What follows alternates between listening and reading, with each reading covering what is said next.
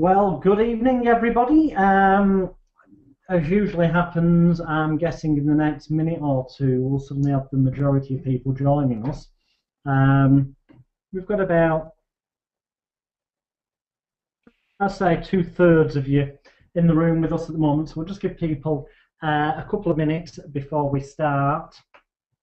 Get some of the boring stuff out of the way first. I've literally just been able to touch base with Rob properly for a latest update, as it were, and also logged into the members area. Week's 1 recording is up there. Last week's recording is definitely up there. Week's 2 recording is still in the process of uploading. But week 1's been there for a few days, and week 1 and week 3 are both definitely there now. Every time we've made reference to Elite Hypnosis Bootcamp and stuff in it, that's definitely in the bonus section area, so stuff is actually starting to appear in the members area. You'll be glad to hear. There's a few other little videos that are still needing to be uploaded, basically because Rob's a perfectionist and wants the quality of them to be absolutely super for you, rather than just rushing and uploading them in the present state where things would be passable. But why have things passable when you can have at the best possible quality? Rob is, despite my big message to you last week or the week before when we were on about product creation, where it's more important just to get it out there, Rob is actually a little bit of a perfectionist. I'm the one who tends to churn things out like a maverick, hence there's so much bloody stuff of mine on sale all over the internet. Anyway, boring bits out of the way. A couple more people have now joined us, so if anyone is sort of late getting here, they can always listen to it in the members area. So this week, I believe we're going to be looking at, Rob mainly, although I've got some of my own thoughts most definitely on this week's topic, which you can probably see on the screen, is writing your sales letter, your pitch, your description, your product information, call it what you will, but it's what the people are going to see on the website when they land there that is hopefully going to convince them or persuade them or make them feel an impulse to purchase your product there and then, to add it to their shopping cart and send you some money and download it, or wait for it to be sent through the post, whichever road you go down. So in a lot of ways, it's, certainly I feel, more important than the product. As long as your product does what the advert actually says it will, and just a little bit more besides, so that they're getting more than they bargained for, I actually think that the sales letter is probably one of the most important parts of the process, because it's the difference between selling stuff and not. So with that in mind, let's welcome our internet guru guide to our passive hypnosis. We must get a new set of teeth tonight. To passive hypnosis profit. Please welcome to the webinar, Mr. Robert Temple. Thank you very much. Can you hear me all right? I can, yeah. Good stuff. Okay, cool. Hopefully everybody else can hear me as well. I will assume that is the case, and you can see my screen too. Awesome. So welcome once again, everybody, to the 4th module now of Passive Hypnosis Profits. We are really motoring on. We're around about halfway through the program right now. We've done all of the kind of initial groundwork and theoretical stuff, and we've started to now take some physical action towards actually having our very first product, our very first campaign up and selling on the internet. So with that said, there is quite a lot to get through tonight, so I do want to dive in straight away and get started. So I want to start by, as usual, I always like to recap what we've done up to this point so that you know you haven't missed anything out, you haven't been lost off somewhere along the line. So what should we have so far? Well, from Module 1, there's a few things you should have collected. You should now have a niche for your first product or your first campaign. So you may have chosen weight loss, phobia, stress, depression, anything like that. Jonathan and I have chosen to make a smoking product. As I've mentioned in the past, we've never actually done this system with a quit smoking product before. So we're gonna use a quit smoking product. The name we've come up with for that smoking product is the Simple Quitting System. We talked a lot about the creativity and branding of products in Module 1. We also have a domain name for that. We have purchased simplequittingsystem.com, which again, we've shown you where to go for that. We have some web hosting, which if you don't already have, you can come to us and get that for free for your first 12 months. And that was all in Module 1. Hopefully you should also now have a finished product which is ready for sale, or at least something towards your finished product, even if you haven't got the whole product up and running and finished yet. Hopefully you are on your way there. That's what we discussed in Module 2. Now, Jonathan and I's smoking product is comprised of a number of parts. There is a Hypnosis MP3. There is an ebook teaching them about stopping smoking and the dangers of smoking and the effects of quitting smoking and the effects of smoking. There is a pack of worksheets that will help them to quit, and also 5 videos teaching them how to actually beat the cravings when it comes to, once they've quit, how to not want to pick up a cigarette again. And there is actually a 5th part to that product, which, and the reason I haven't told you about it yet is because I want to talk to you about it today, because it's detailed within our sales letter that I want to show you. And finally, you should also have a kind of a basic idea or framework for your website. Now, this will consist of a sales page, a registration page, a download page, an affiliate sign-up page, and an affiliate tools page. Now, if you're sat there panicking, thinking, oh God, I haven't got that, don't worry. That's because it's going to be added to the members area along with your recording of next week's module, and that'll all make sense shortly. But you should know what I mean by the basic framework is you should understand what you need to have. So you'll need to have a sales page, a registration page, a download page, an affiliate sign-up page, and an affiliate tools page. Now, with regard to that, you may remember from last week that there are 2 different options there.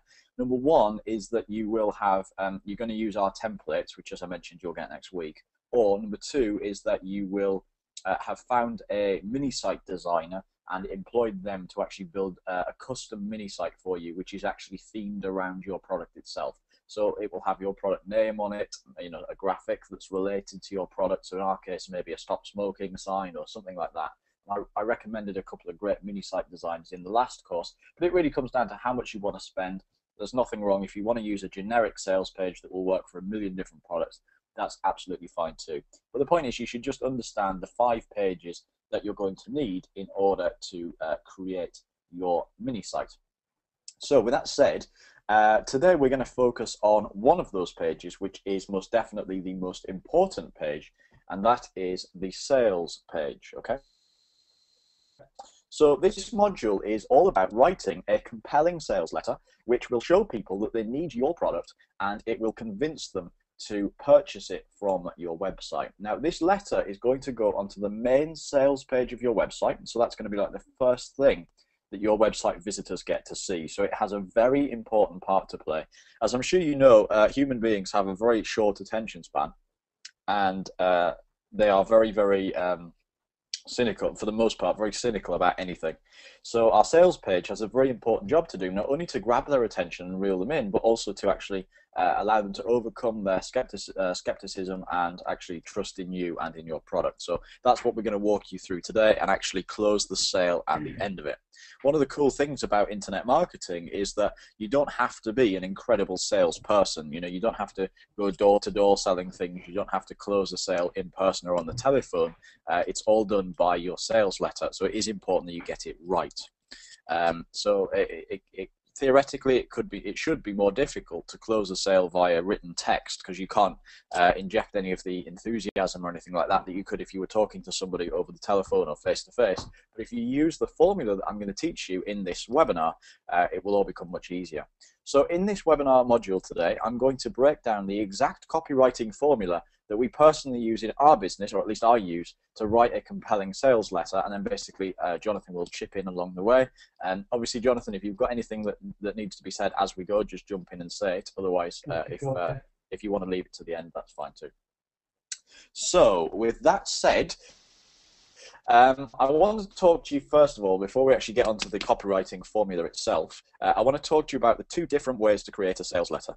Number one is to outsource it to a professional copywriter, and you'll see from the little symbols there that is usually very expensive. You can find copywriters on Google. That's the only recommendation I can give you. There is a forum called the Warrior Forum where internet marketers hang out, and there's also a lot of copywriters advertising on there. But personally, I found the only copywriter I've ever used I found on Google, just by searching around, looking at different ideas and things like that. If you want any personal recommendations, then feel free to drop us an email and I'll send you a few links. However, it is usually very expensive. If you're paying anything less than $1,000, that person probably won't deliver the kind of sales letter that you want. And I understand you probably don't want to spend $1,000 on your sales letter at this point. So with that said, I recommend that you write it yourself. That's the alternative option. The problem is, typically, unless you are phenomenal at copywriting, you may see lower conversions. This is just a very honest balance. I am reasonable at writing a sales letter now because I've practiced it lots and lots, but I still know that if I outsource it to a professional copywriter, they will get better results than I will. I will still get some results, but I may get faster results if I outsource it. So I'm just being honest and giving you the complete balance here. Chances are, if you outsource this to a professional copywriter, you should get better conversions. If you do it yourself, though, it saves you money. And obviously, once you've made a few sales, if you want to boost your conversion rate, then you could go ahead and outsource that to a copywriter. Now, if you are going to write it yourself, as I imagine the majority of people will, what I recommend that you do is that you actually create and format the sales letter itself in Microsoft Word or OpenOffice or any kind of similar word processing software. So anything where if you want something to be big and red, you can select it and make it big and red. If you want it to be centered, bold, and italicized, you can center it, embolden it, and italicize it. So you need to just use any kind of word processing software. The reason is because it's easier to write and format your sales letter in a simple piece of software like Microsoft Word, rather than trying to build it in HTML editors and all the rest of it.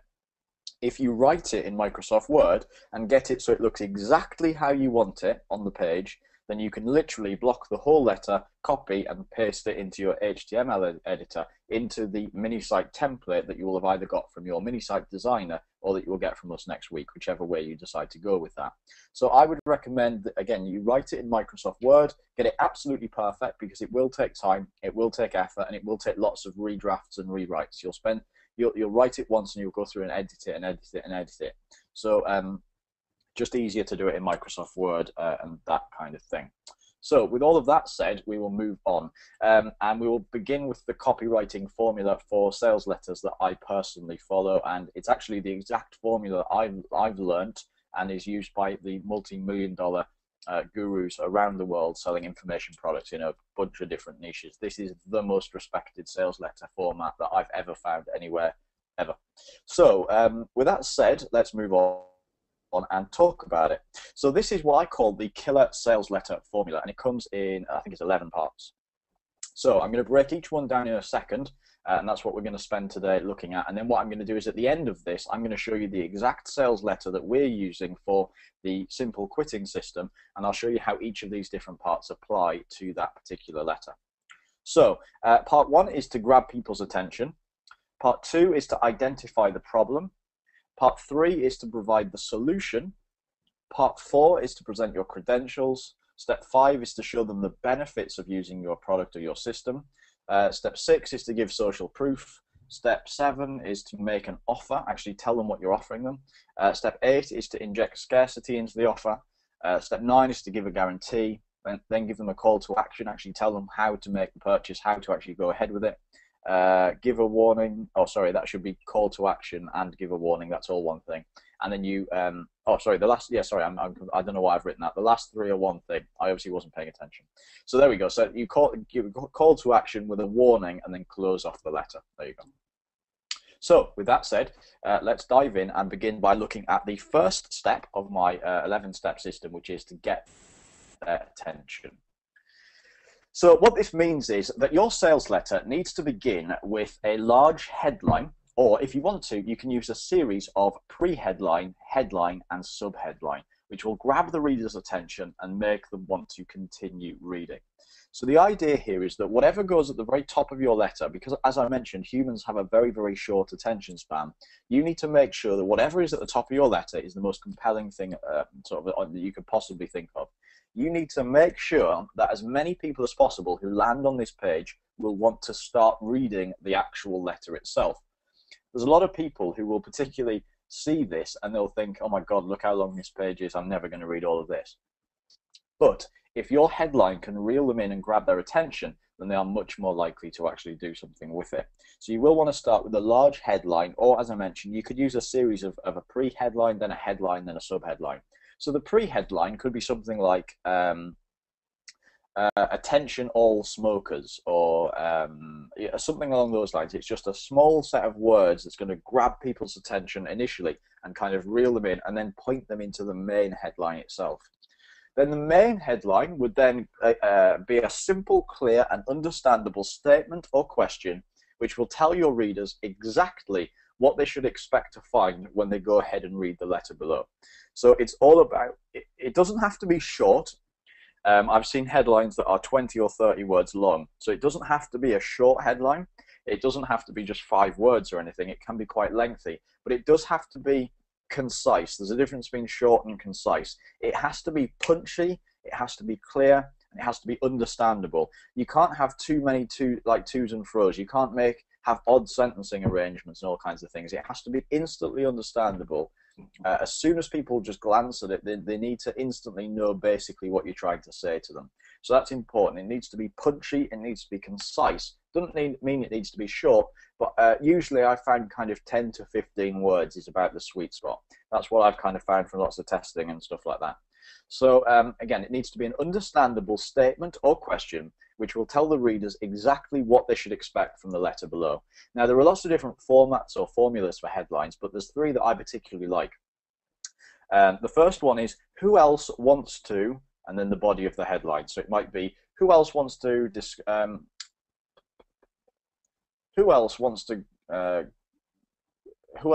learn the exact secrets that I use to do X, Y, Z? So who else wants to, and again, I'm making these up as I go along, but who else wants to learn the exact secrets that I use to go from size, I don't know what sizes are, to drop 25 pounds? Is that a lot? I don't know. 25 pounds in 2 days whilst eating sausage rolls. So you kind of need to give them that. You need to just, who else wants to is a really powerful opening line. It suggests that lots of people have already done this and therefore it is a good thing to do. It suggests that you've done this and they can do this too. It's got a real, do you want to come and be part of our cool club, our community? Look at all these cool people over here who've achieved this. Who else wants to do this too? So again, it's a really good way to kind of reel them in, and then quickly you just need to finish off with exactly what it is that they're going to achieve. Who else wants to discover how I went from a 40-a-day smoking habit to, again, these are too wordy, but you get the idea, how I quit smoking in just 28 minutes. You just need to, who else wants to, and then you go on with the kind of the body of the headline. The second one, and this is probably my favorite, is how I did X, Y, Z without A, B, C. So this would be a headline where you would say an X, Y, Z would be what they want to achieve. A, B, C would be a standard objection to that. So it would be something like how I lost weight without diets, exercise, or surgery. Now, that's an extreme, because people initially will read that as too good to be true. Although theoretically with hypnosis, that could be a viable headline. The point is that you would say, who wants to achieve this? And you tell them what they want to achieve. And then you say without, and then you give them the usual obstacles and the usual objections that would normally stand in their way. Now, the other bit you can add into this, if you want to, is a time frame. So, who else wants to lose 28 stone in less than 3 days without diets, exercise, or surgery? So that would be, and again, obviously, I know that's an impossible headline, but you get my point. So, who else wants to achieve X, Y, Z in and then a certain time frame without doing whatever the normal obstacle, objection, difficulty, problem would be? So people who want to lose weight are typically fed up of dieting, they're fed up of exercise plans, they're fed up of going to Weight Watchers and places like that. They want something different because they're always looking for that next thing that's actually going to help them. So if you can help them with hypnosis and they haven't tried that yet, then you can go ahead and say, how you can, or how I did lose whatever in this amount of time without, and then you list the things that they've tried, the things they don't want to do again, and then your product will then become the solution to that. That's the alternative. And the third one is simply discover. The word discover is a really, really powerful opening word in a headline. Discover how this, and this. Discover why this, and this. Just the word discover on the beginning of a headline, again, it really grabs people's attention. It makes them realize, it makes them think that they're actually going to discover. Discover is a very sort of mystical, imaginative sort of word. You can really conjure up all sorts of creative imagery with the word discover.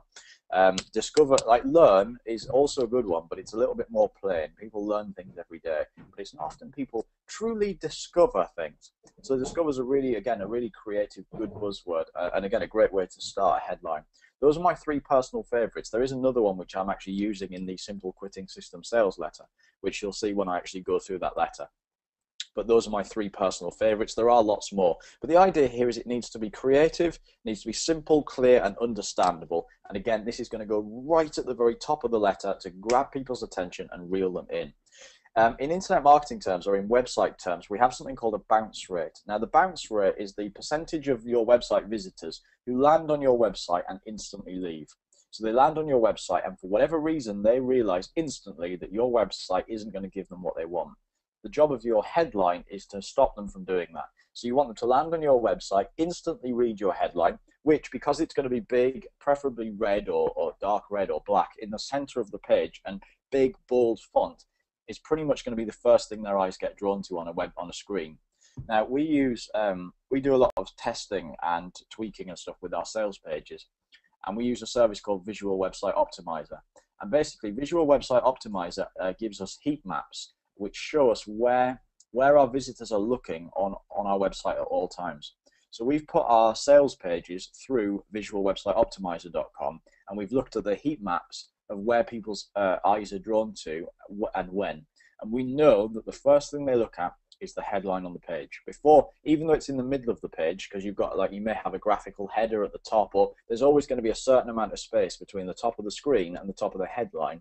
But despite that, we found from extensive testing, the headline is pretty much always the first thing that people look at. So that is the one thing you have, the one opportunity that you have to basically say, stop, don't go. Make sure you read this page. It's really going to help you. So your headline is very, very important.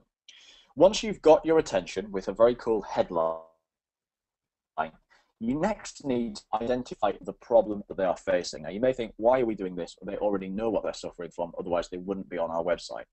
Well, basically, that's not good enough. Once you have your reader's attention, you now need to turn that attention into interest and intrigue. This is something that I've always taught. We have a number of products in the dating, seduction, and pickup kind of niches, helping guys to pick up girls, whether that's a long-term girlfriend or just a girl in a nightclub.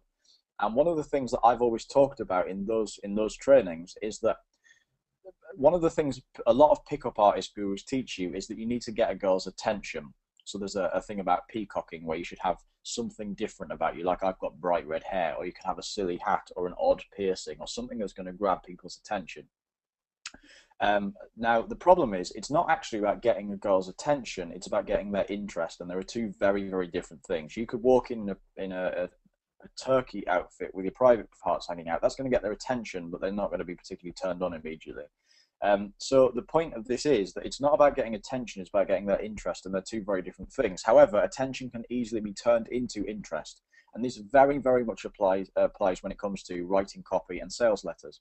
So the headline has got their attention for whatever reason, and I've seen some really sort of out there headlines that just you think, what? Sometimes I've read a headline and thought, Jesus, how does that work? And then I realized that what they've done is the headline was purely there to get people's attention, and then they've used the next section to turn that headline into interest and intrigue. So basically, you need to now take their attention, make them interested in what you have to say, and you do that by spelling out the exact details of their situation, and you tell them exactly how it feels to suffer from that problem. Now, I know that they already know because they're suffering from it, but sometimes it takes a little bit of emotional encouragement for you to actually just prod their mind a little bit to really focus on just how bad it feels to suffer from that exact problem. So in other words, what that means is your reader needs to read the first section of the letter and think to themselves, yes, that's exactly how I feel. This allows you to build up empathy and rapport with your prospective customer and then gain their trust. So it's very important that the first section of your letter really spells out exactly what they are feeling at that specific moment in time. Now, the truth is they may not be feeling it at that specific moment in time, depending on what their problem is. If it's not a problem that is permanently there. Like, for example, if they're a smoker, they probably don't spend their entire life thinking, oh, I wish I could quit smoking, I wish I could quit smoking, I wish I could quit smoking. But there will be from time to time where, for example, if they are, coughing and spluttering a lot, one particular day, they might think, oh God, I wish I could quit. So what you need to do is take those moments in their life, those primary emotional motivations to achieve X, Y, Z, and you need to put it into this section of the letter. You need to make them feel the worst they ever feel about that problem, if that kind of makes sense. So it's all about first identifying the problem and then agitating it. You need to make them feel the emotional pain of that problem with your words. Words, you've heard this thing about a word,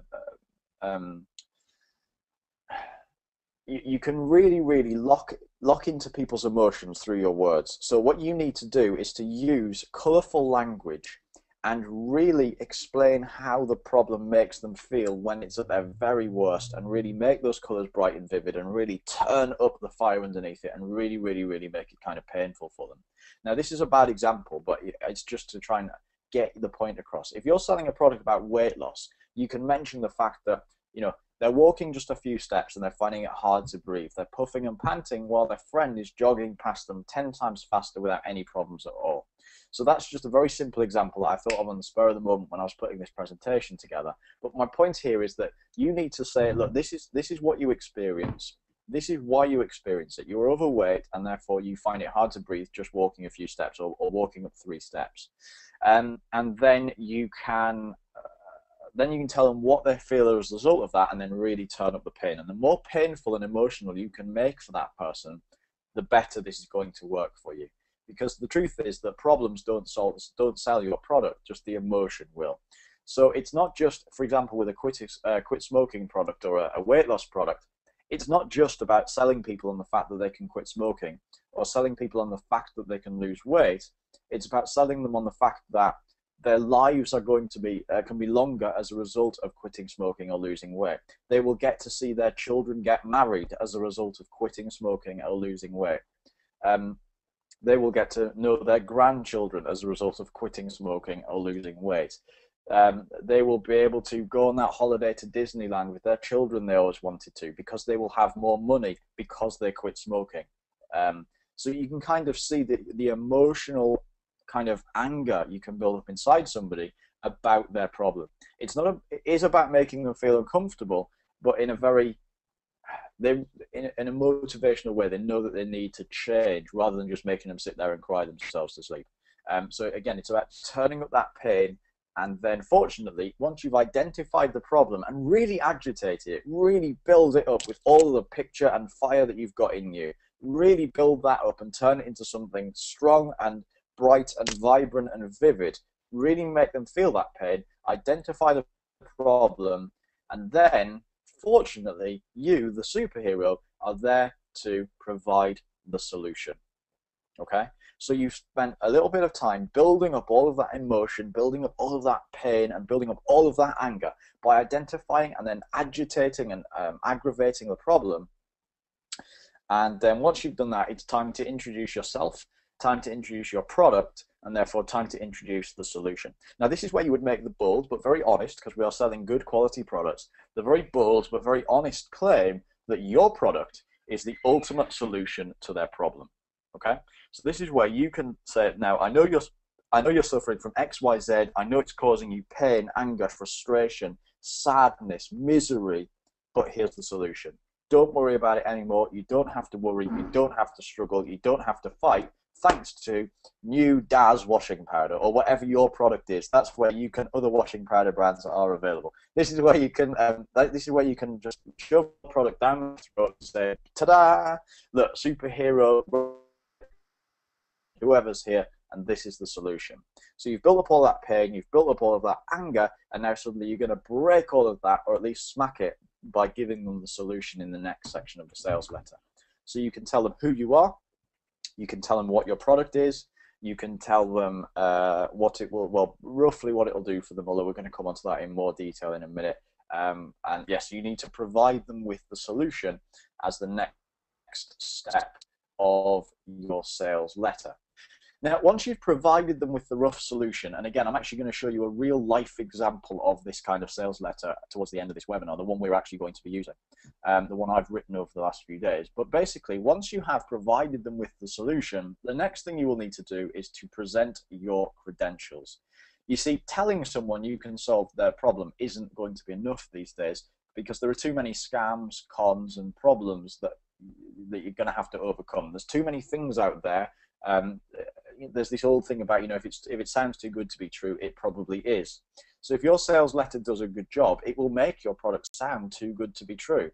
So it's important that you can then overcome that by presenting credentials and proof of what you can achieve, what you have achieved, what you can help people to do. Does that kind of make sense? Hopefully it does. So at this point in the letter, you need to explain to your readers why they should listen to you and why you are qualified to help them. Now, you can do this with case studies from your past.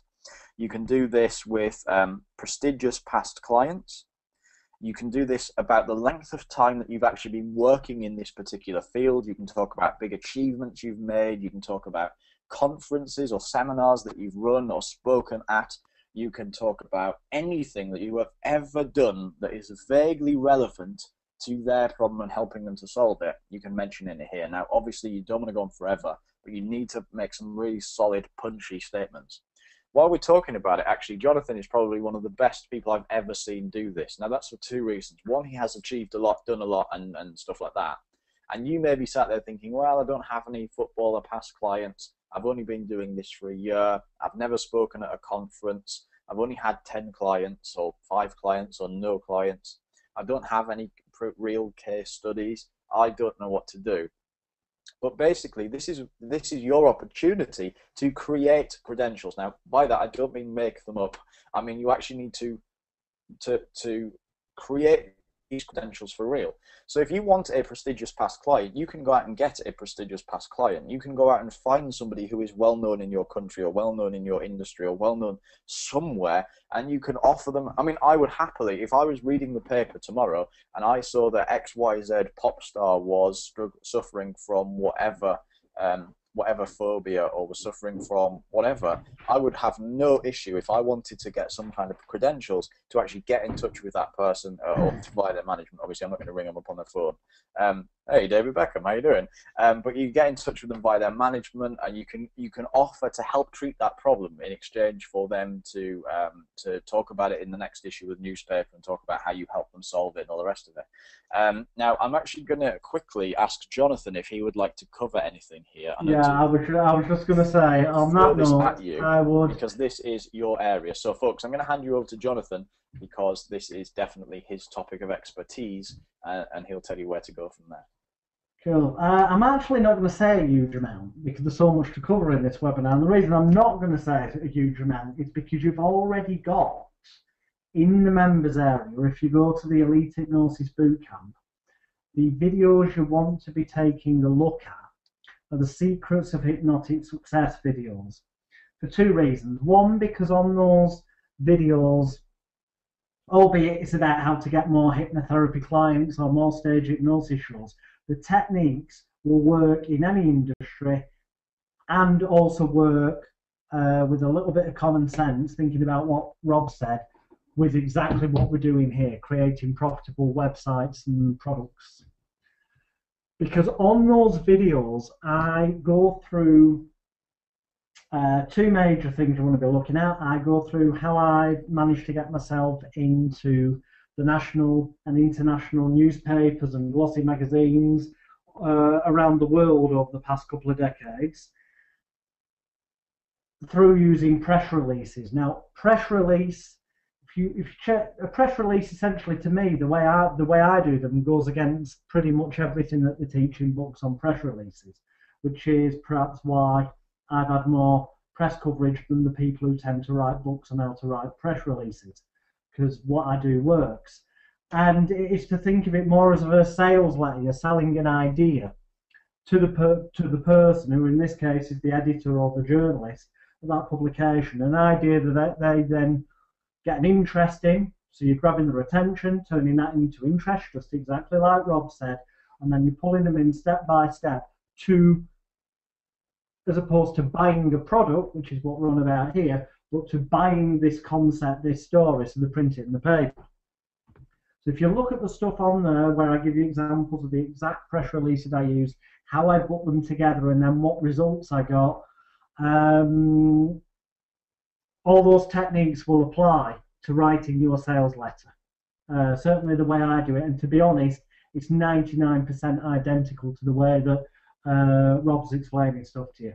Now, in terms of this getting your credentials, there's a great example on those DVDs of the product. I think I mentioned it a couple of webinars ago that I came up with, called Hypno High. Came up with this, got to be over 15, well, it's longer than that now, it was back in 1993. So it's near enough 2 decades ago. Someone else has since, I won't go into the full story, but stolen my copyright. That's an ongoing issue. But I knew that the idea of an audio product called Hypno High that was the safe, legal, non-toxic alternative to illegal and potentially fatal drug usage. That was kind of my strapline. Sums up the entire product, its benefits, and everything in one. Would be easier to sell if it kind of had this social proof that Rob's on about. So I put together a letter that had a headline that was literally Hypno High, and it was in big letters, in bold bright red. It was unlike any letter that you'd send to somebody normally. It was more like a sales letter. But Hypno High, and then underneath, the safe, legal, non-toxic, alternative. Sorry, there was another word in there, I think, you'll see on the videos, which was affordable. The safe, legal, non-toxic, affordable alternative to illegal and potentially fatal drug usage. Now, that wouldn't sell it necessarily that well to someone thinking of buying it, because then could be in a drugged up state. But to very straight-laced people who are not taking drugs, it's certainly going to grab their attention. Why the hell has this landed on my desk? And it then went on to explain the concept, the idea that we're seeking funding to be able to offer copies of this for free to the most vulnerable members of society, such as the homeless, who may also need to be given an MP3 player or CD player or access to listening to it. And I basically sent these kind of letters to every government department, drug charity, the Prime Minister, shadow cabinet. If you write local MPs, if you write to them rather than through their local office, by the way, if you write to them via the House of Commons, they're legally obliged to reply to you. Just something that not a lot of people realise. They can get somebody else to do it on their behalf. If you contact them through their local office, you do it through the House of Commons, they have to do it personally. Only relevant if you're in England, but I'm sure there's sort of an equivalent in America. And I got what you would classify as polite rejection letters, i.e., sorry, we can't give you any money, our funding's gone, or it's a great sounding idea, we wish you all the best of luck with this. Unfortunately, the Prince issues the charities at the moment are fully committed to other things, but we wish you the best of luck. I then had that letter in black and white.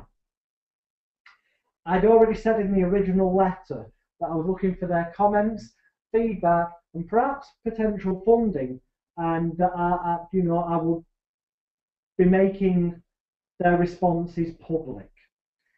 Because that little casual line thrown in there means at least then you're overcoming the copyright law, which states that the person who writes a letter remains the copyright holder on that letter, and just because you've received it does not give you permission to publish that. That applies to letters and emails. So when you see people publishing people's emails on the internet going, this person said this to me, unless the person who sent the email gave written consent to it being published, then the person who's then passing it around is actually the one breaking the law. So you need to have made it clear when requesting the reply that you intend to make the reply public. Then as long as when the reply comes, they haven't clearly stated in writing, this comment's just between you and me, don't tell anyone, then because you've got proof of what you said to them in the request, you are then legally justified in taking extracts from the reply to use. So, for example, you see far better on the videos, the Secrets of Hypnotic Success ones, but I ended up with quotes I could use from Prince Charles, you know. Prince Charles' offices said, we wish you the best of luck in this project. Prince Charles fully supports alternative medical approaches and whatever else it was he said.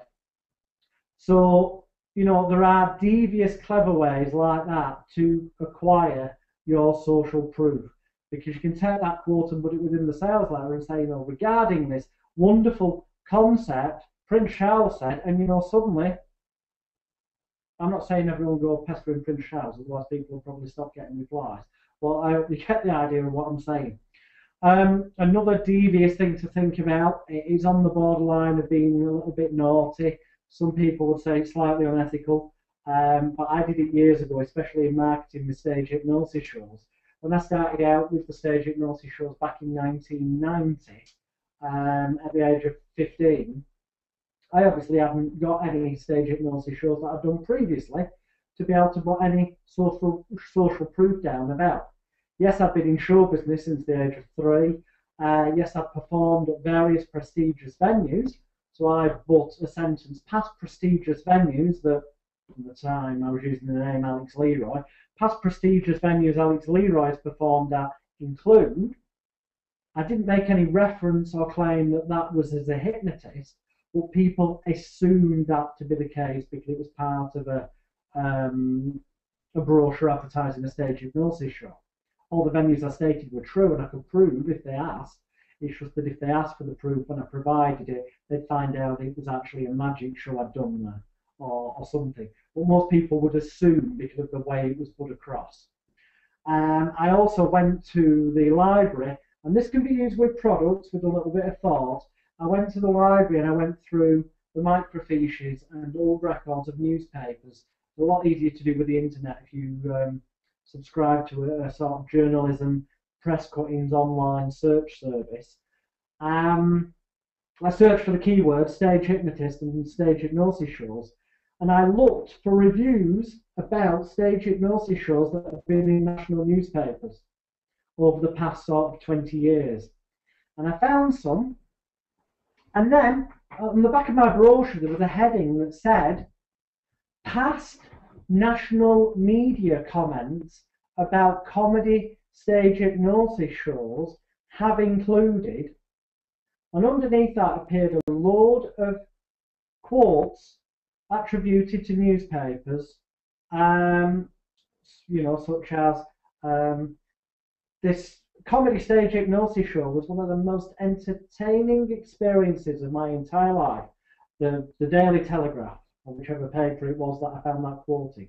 Now that was a review of, I believe, one of Andrew Newton's shows from the 80s. But the fact is, I removed the sentence at the beginning that said Andrew Newton. It just said the stage hypnosis show. The people reading it assumed, because of the environment they were reading it in, that it was the national press comment about my show. If I was ever asked to prove that that had been in print, I could, but they would find out it wasn't about me. However, I never said that on the heading. It said past media comments about comedy stage hypnosis shows have included. Now, obviously, a few years later, I was very fortunate that I did end up in dozens, if not hundreds, of, well, within the space of 2 or 3 years, it was hundreds of national and international newspapers, and I had genuine quotes that were about me from all these publications. But to start off with, it kind of by creating the illusion, it became a reality because of that social proof, making people want to. It's like the old saying, people with money, money comes to them more naturally. because people like to deal with people who are successful.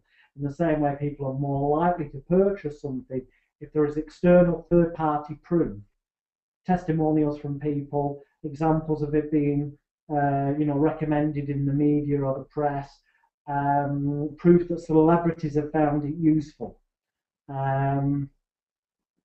Yeah, I mean, I'll ask you, I'll let you into a secret on this webinar, which I don't believe I've ever admitted to in any of my hypnosis training materials. I don't think you'll actually hear me admit to this on anything on the boot camp as well. I might be mistaken. I might have been caught with my guard down at one point.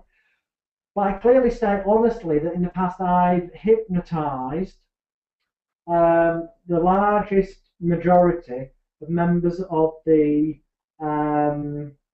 Wigan Athletic Football Club and Blackburn Rovers Football Club and Wycombe Wanderers Football Club, and that notably, shortly, literally, days, if not, I think it was about a matter of a week or fortnight maximum, after me hypnotising the majority of members of Wigan Athletic Football Club, they ended up in the Premiership. Now, if you're not in England, what that basically means is they ended up in the best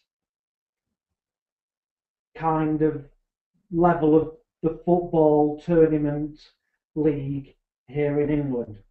People naturally therefore assume from that factually provable statement of mine, especially if it appears on a hypnotherapy motivation page, that I gave them some kind of hypnotherapy motivation sports psychology treatment. I didn't. I was booked to do their Christmas. In the case of Wigan Athletic, it's actually true also with Wycombe Wanderers and Blackburn Rovers, that essentially I was booked to do private celebrity closed doors hypnosis show for each of the three teams separately. These are all separate events. And yes, of course, I hypnotised the majority of members of the team because it was their party and they were the volunteers. I also, in my end bit of the show, when I wake people up, it's the same awakening that I use for my complete mind therapy sessions that I do talk about in the Elite Hypnosis Bootcamp, which is longer than the average wake-up routine and arguably could be seen as a positive thinking, success-focusing, hypnotherapeutic treatment in itself. So from a legal standpoint, I can prove that claim the way I semantically word it 1,000,000%, but the majority of people perceive that as I've already worked with these people. And the fact I put it out there publicly, if those people involved, namely the football players, weren't happy with what I was saying, because they know the truth, they know I have hypnotised them, so they know they can't do anything about it because I can prove it's the case, they'd sue my arse off. That's the nature of the world we live in. The fact that they don't in itself, with a quick Google search, proves to people I've never been sued by these players for saying that, or by the celebrities that I name on my sites that I've appeared with and used my mind skills with. So therefore it must be true. Well, yes, it is true, but not necessarily in the context of hypnotherapy. It was in the context of stage hypnosis. But that in itself became a self-fulfilling prophecy, because being able to put comments like that on did attract other sporting teams and people to me, who I have then gone on to do hypnotherapy with. But they only ended up with me because they believed that I was the person to go to because of this apparent social proof. But for more on that concept, which to some may sound unethical, that's down to your own personal morals. But the fact is, as long as it's done worded correctly, it's certainly not illegal. There's a very fine line between misleading people and being fraudulent. Very fine line that you've got to be very careful of. Something I go into great depth on the secrets of hypnotic success videos that are part of the bootcamp. So I basically say, look at those videos, because it'll help you with the social proof aspect. and it will also help you with how to put together a captivating sales letter that I'll finish off by saying Rob's hit the nail on the head with the fact it's about manipulating people's emotions and pushing them to the point where the kind of emotions have been rocked and they feel, that's the key word, feel as though the only solution that will be logical and intelligent for them at that moment in time will be to click buy it now, so they never have to feel that way again. That's what you're trying to get them to. And the main, I'm just going to mention 3 resources. One you've got for free in the Elite Hypnosis Bootcamp, and that's the Holy Grail of Hypnotherapy videos. If you look at them, whether you want to learn hypnotherapy or not, it's irrelevant. Look at them because I go into the key emotional needs of every human being. The fact that everyone wants to feel loved, wanted, needed, appreciated, cared for, cherished, and valued. I break down the effect of them and the fact of how that affects people's self-confidence, self-esteem, self-image, and self-control, stroke willpower. And how every problem, issue, or emotion or situation in life relates around those things I've just mentioned. There's not time on this call to go into that, hence I say look at those videos, the Holy Grail of Hypnotherapy, because when you understand what people are seeking in their life to feel whole, it is easier to prod the buttons to make them feel unbalanced and upset and wanting something more, so they feel the pain, and it also then becomes easier to offer them the emotionally satisfying solution that they then end up craving and wanting and desiring, which means they will end up buying it there and then. They will get an impulse over them, but it's more than just impulse buying a tin of beans because it's on 2 for the price of 1. This goes much deeper than that, because we're going to be going to their emotional core. And in that regard, as well as the rest of the stuff Rob's going to tell you, which I know is all killer stuff and I'll get you started, I would invest in 2 books. You'll get both of them for less than, well, if you go on Amazon.com, you should get both of them for less than about $20, not each, for both of them, Book number 1 is Hypnotic Writing by Joe Vitale, Vitale, Hypnotic Writing by Joe Vitale. And book number 2 is Persuasion by Robert Cialdini. Those 2 books together will, if you're a hypnotist, make you a better hypnotist. If you're into sales and marketing, it will make you better at them. If you just want to get your sales letter better for your websites, it will help. They will help you immensely to build upon this foundation that Rob is going to continue explaining to you right now. So back over to you, Rob.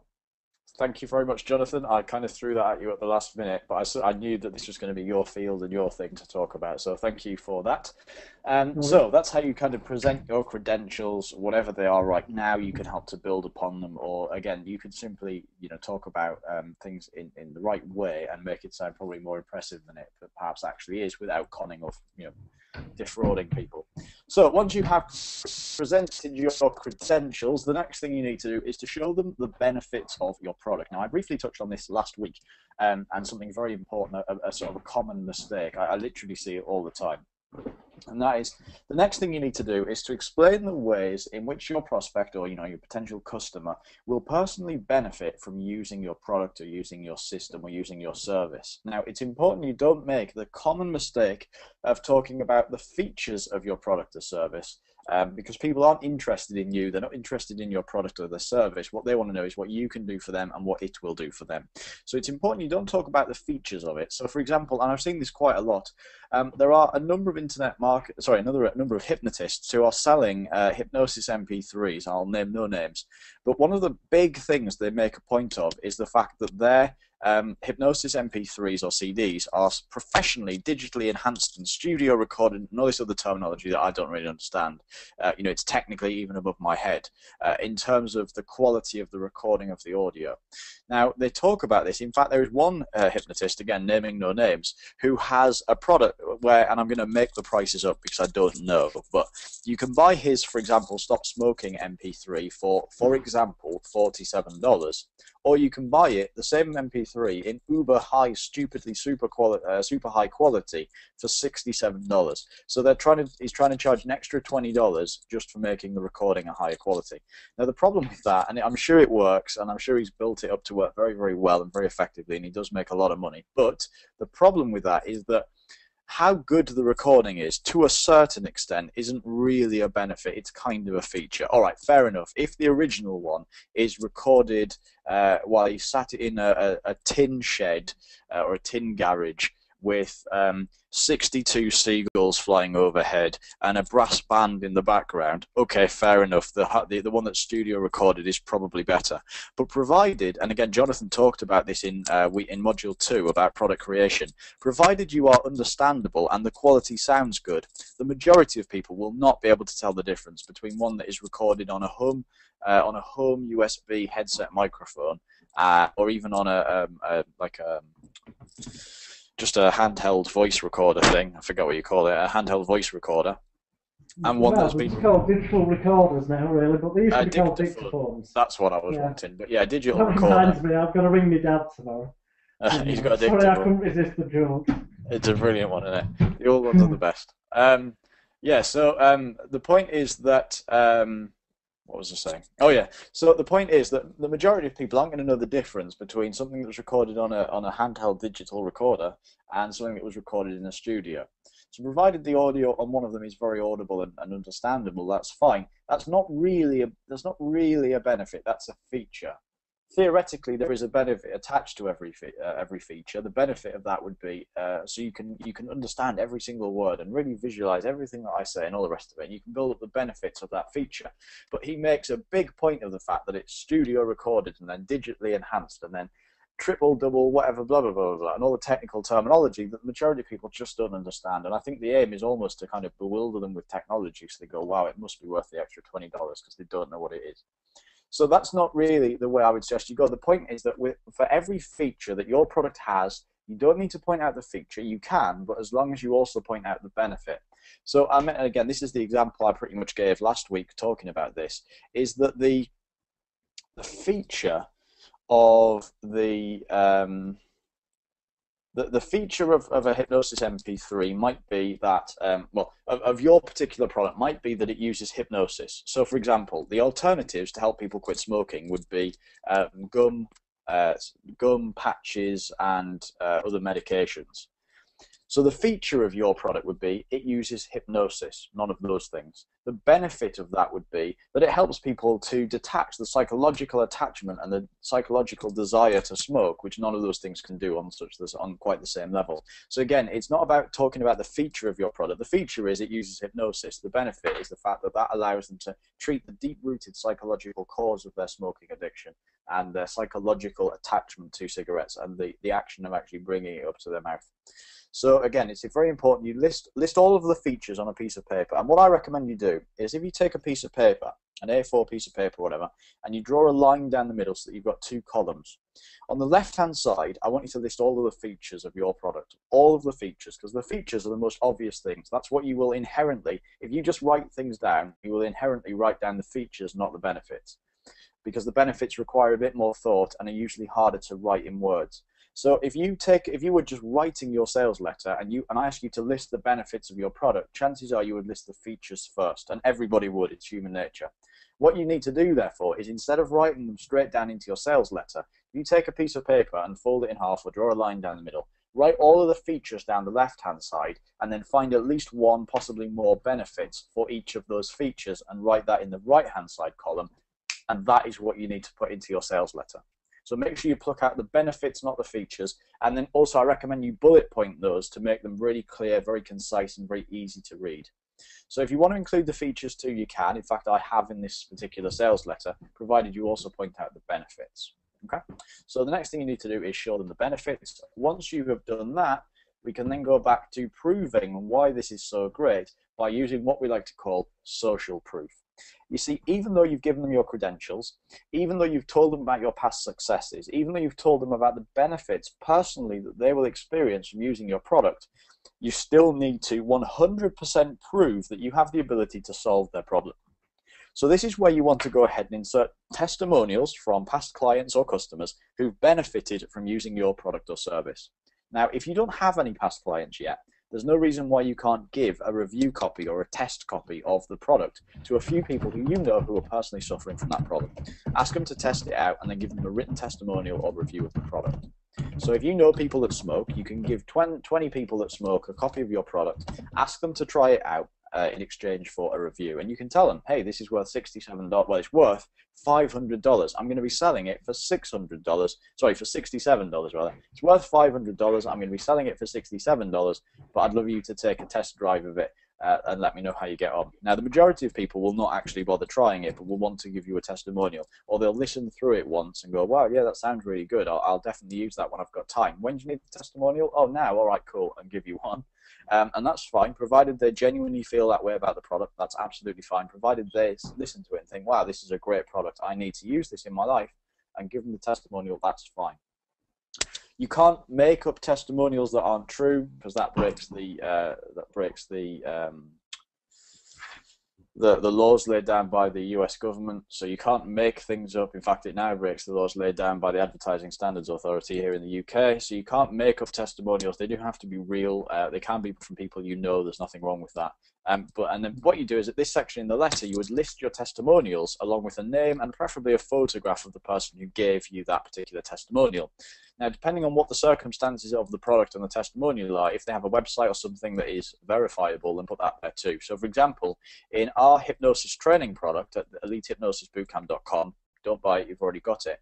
But at elitehypnosisbootcamp.com, you will see all the way down the page that the testimonials all pretty much all have websites or links to Facebook profiles or anything, something that proves that person is a real person, because anybody can just list testimonials and put fake names in. You just have to spend a bit of time thinking up fake names. But if you actually have links to that person's website, I don't think anybody is enough of a maniac to make 200 fake websites in order to create 200 fake testimonials. So if you are doing something that, say, has a corporate edge to it or has a business edge, if your product is about how to improve your mindset and focus for business with hypnosis, for example, then you could have a link to a load of people who are businessmen or businesswomen and have a link to their website, that kind of thing. So if that's relevant, then put that there. If it's not, then obviously leave that out. But definitely have a name and preferably a photograph to go with it. So that's where you want to put your testimonials. If you don't have any yet, that's a very quick and simple way that you can get some. Obviously, every time you sell the product, you should also chase up that person up at some point for a testimonial until you have a stack of testimonials which are from real paying customers, and then you can integrate those into your sales page too. Pretty much with most of my products, if somebody buys it and then gives me a testimonial, I will add it to the sales page later on. So your testimonials and your social proof are constantly growing all the time. The other thing, of course, and I forgot to mention this, is that if you are a hypnotherapist and you are selling a product about stop smoking, if you have a stack of people who you've helped with hypnosis on Facebook or on Twitter, or if you have the access to them via email, the other thing you can do is you can email them all and ask them for a testimonial, not necessarily about your product, but about your skills in general. So if you've helped somebody to lose weight, that's still relevant to the fact that you have a stop smoking product. So what you can do is just get them to write a generic testimonial about you and your service that doesn't mention the words weight loss or whatever it was that you treated them with, and then you can include that. It's a bit like what Jonathan said a few minutes ago about the fact that some of his venues he claimed he'd played were performing magic shows. People would assume it was for hypnosis. If you're selling a quit smoking product and you've got a testimonial that says, wow, Jonathan's hypnotherapy is phenomenal, his techniques helped me to transform my life. I already feel younger, fitter and healthier than ever before. I never dreamt this was possible. Those cravings are never coming back. Now, they might mean chocolate cake, but people assume that it's cigarettes. So you can write a testimonial that is fairly generic, but will apply to any product that you then go on to sell. It's about your service in general. Even better than that is that if you are on Facebook, you could create a Facebook post that says, or a status or whatever, that says, if I have helped you, if you've used my hypnotherapy skills or my psychic skills or whatever to achieve anything, please post on here and let me know how it worked for you. And you'll get a stack of people who will comment and say, Yes, you helped me to do this. Yes, your skills are brilliant. Yes, this was brilliant. Yes, it changed my life. Thank you so much. I couldn't, if it wasn't for you, I'd probably be in a box. All of these kind of things that people will post on your Facebook page. And then what you can do and then you can obviously email everybody and say, look, if you're on Facebook, please add me here and comment here. And then what you can do is you can screenshot the actual Facebook comments. You don't have to screenshot the status particularly, but screenshot the comments and put those onto your page. Now, yes, it will look contrived and it will look as if you have actively put somewhere for people to give those comments, but this kind of social media thing has a huge draw. The fact that people will be there and they will notice that this is on, they'll notice that this is on Facebook and that these people are real and all the rest of it has a real draw. So definitely, that's definitely worth doing. So this is where you need to put your testimonials and your social proof. Once you are finished with your social proof, you then need to make your offer. Okay? Can I just so the offer is social proof? Yeah, definitely. Which you'll notice if you look at EliteHypnosisBootCamp.com or one of our now just released in the past couple of days sites, mentalismsecrets.co.uk. Where possible, we will not just have the written testimonials with websites to prove that people are real, but we'll also have at least some video testimonials. You know, whether this be they've been filmed professionally at an event or whatever, or in some cases just asking somebody to use their webcam to record the testimonial and upload it to YouTube for you. If you can get video testimonials, they are even more emotionally and visually powerful to triggering people to buying. Yeah, definitely. One thing I wanted to say on that, actually, there is a couple of things. One, in many ways, somebody sat on their webcam or sat filming it on their iPhone or their BlackBerry or something is actually more compelling than somebody that's been filmed at a seminar, because that could be staged, it could be scripted, it could be rehearsed. Yeah. So if you've got, particularly if you're just selling a hypnotherapy product, so if you can get people to record a video testimonial for you, that's great. The other thing you can do is that if you have a genuine testimonial from one of your past clients, customers, or somebody that's tested the system for you, if you take that written testimonial and you can go to a website called Fiverr. This is Fiverr.com. Fiverr.com. You will find people on there who for $5 will pretty much do anything. They will shave your name into their pubic hair. They will tattoo your name on their shoulder. They will, the weirdest, craziest things. They'll sing happy birthday to your daughter while standing on their head. They'll do anything and then send it to you. So one of the things you can do, and there are lots and lots of people offering it on there, is you can pay someone to record a video testimonial. Now, fundamentally, I am against this because it's wrong and illegal and scammy. But if you do it the right way, it is not wrong, illegal, or scammy. What you can do is you can pay someone $5, which you pay via PayPal. It's all run through the website. It's Fiverr that collect the money, and then they distribute it to the person upon delivering the job. So it's all very safe and everything, and it's only $5.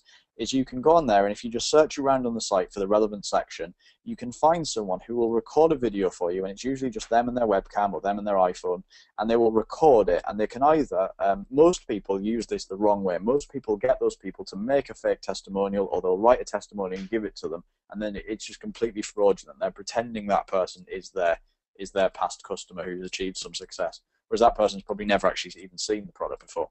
What you can do, however, is you can buy what they call a Fiverr gig. So they call it gig, the little job. You pay $5. The person will then record the you then send them the testimonial you've received, genuinely received from a real living, breathing person, and ask them to record it for you. Then what you can do is you can put a very small disclaimer on the bottom of the website that said some testimonials are delivered by actors. So comments. You just write it so it sounds concise and pleasant. But it would just be something like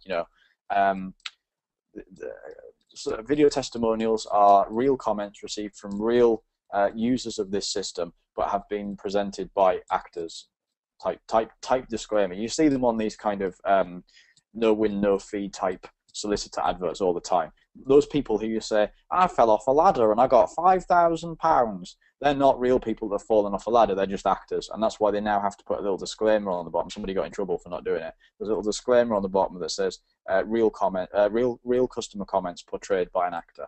So you can get away with doing that. So if you don't have anyone that's willing to go on camera, because lots of people are frightened about recording videos, you can do it that way. Pay $5, say you've got 4 video testimonials and 22 written testimonials. Take 4 of your 22 written testimonials, have them turned into videos, and I like to have a good mix of video testimonials and written testimonials. So that's a really good way that you can go about getting video testimonials easily, and they're guaranteed to be all right because the people who do them are usually pretty good, and they'll usually have samples of their videos so you can watch and make sure they're not as dull as dishwater, and make sure that they actually have a bit of personality and that they can read something without it looking like they're reading it, or they can learn it so it doesn't look like they're reading it off their screen. Some of them are awful. You can see their eyes moving back and forth as they're reading it off their computer screen. But some of them are really good. So I've never done it, but I do know of people that do it. So that's one way to get a video testimonial. So once you have presented your testimonials, the next thing you need to do is to actually make an offer. Now, this is probably one of the most important parts of your entire sales letter, because you need to make an offer in order for somebody to buy something from you. So you've told them about their problem, you've aggravated the problem, agitated the problem, you've told them about your solution, which is your product. Now it's time to actually offer it to them, actually give them the chance to buy it. Now, you're not telling them how to buy it yet, but you're telling them what the offer is. So the offer is the official pitch. And you can easily sum it up in one sentence, although it'll probably take a couple of paragraphs up on your actual page. So the pitch will be a combination of product, price, and a promise. So basically, this is the kind of formula that we use to create what we call an irresistible offer. So here's the way I look at it. If you have a bad offer and you have phenomenal copywriting, it still won't sell very well because the offer isn't very compelling. But if you have an amazing offer with bad copywriting, the offer can still shine through the bad copy. So you can have a really, really good offer. If I say to you, I'm going to give you the crown jewels for £1, even if I have a really bad pitch, chances are you're still going to take it. Whereas if the offer isn't good, you can have the best copy in the world, and without lying, you are not going to sell many copies of that product. So the offer has to be really good. Now, in order to craft a good offer, as I said, it requires a good combination of product, price, and promise. So what it means is that the product has to be really good, the price has to be affordable, and it has to be way less than the price that the price has to be way less than the value of what you're giving them. So what I like to say is that for every £1 I charge somebody for a product, I want to give them £10 worth of value. So if I charge them £100, I want them to feel that the product is worth £1,000. And you should always try and do that wherever you can. The most important thing to remember there is that value is pretty much entirely perception. The truth is that value is only what people will pay for it. But I've seen a 10-page ebook selling on the internet for $1,000 before, and selling by the droves by a very well-respected internet marketer. So just because he positioned this 10-page report very well, he sold hundreds of copies of it for $1,000, made hundreds of thousands of dollars selling a 10-page report. So honestly, provided they feel the value they're getting is worth more than what they're paying for it, then you're going to be fine. And also the promise. In other words, you have to, what you're promising them as a result of using your product or service has to also be good. So that's how I craft a really good offer. Just make sure the product is incredible, the price is unbelievably low, and the promise is, of what they're going to get from using your product or service is also very, very high as well. So you need to actually make your offer by telling them what they're going to get, what it's going to do for them, and how much it is in a very concise, short way. The key here really is telling them the price and actually kind of getting ready to close the deal. Now, before you actually go ahead and then close the deal, we recommend that you then give a guarantee. Right, what are you doing, Rob? There's some weird background interference. Okay, is that any better? There's lots of like tapping and clicking. All right, does that sound better? And some background noise like slapping. All right, I did sit back in my chair. I've got a big leather creaky desk office chair, and I did sit back in it, so it may have creaked and tapped a bit. Does that sound better? It does now, but it actually happened for a fair little bit of time. Okay. Was everything understandable, or do I need to go back over anything? I'll say whatever your past few sentences were again. Okay. So yeah, basically what I was getting at is that you Just need to from create. the product price promise bit. Okay, so a great offer comprises of three things. It comprises of product, price, and promise, or at least this is how I see it, the three P's of a good offer. So in other words, the product needs to be great. It needs to really genuinely deliver on what you are promising. And that's the other thing. The promise has to be worthwhile as well. So if you say, buy this product and you're going to quit smoking for 4 hours, that's not going to be much use to people. But if you say you're going to quit smoking for life, then that's going to be useful to people. So the promise has to appear worthwhile.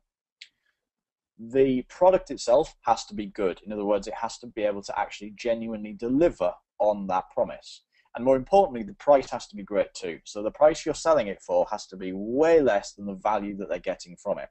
So I always say that for every pound I charge somebody, I want to give them at least £10 worth of value or £5 worth of value. So if I charge them 100 quid, they're going to get 500 quid or £1,000 worth, £1,000 worth of value from it. So it's very important that you really strive to over deliver in every respect and charge people way less than the value they feel. Now, the one thing I would say about that is that it's important to know that value is entirely perception.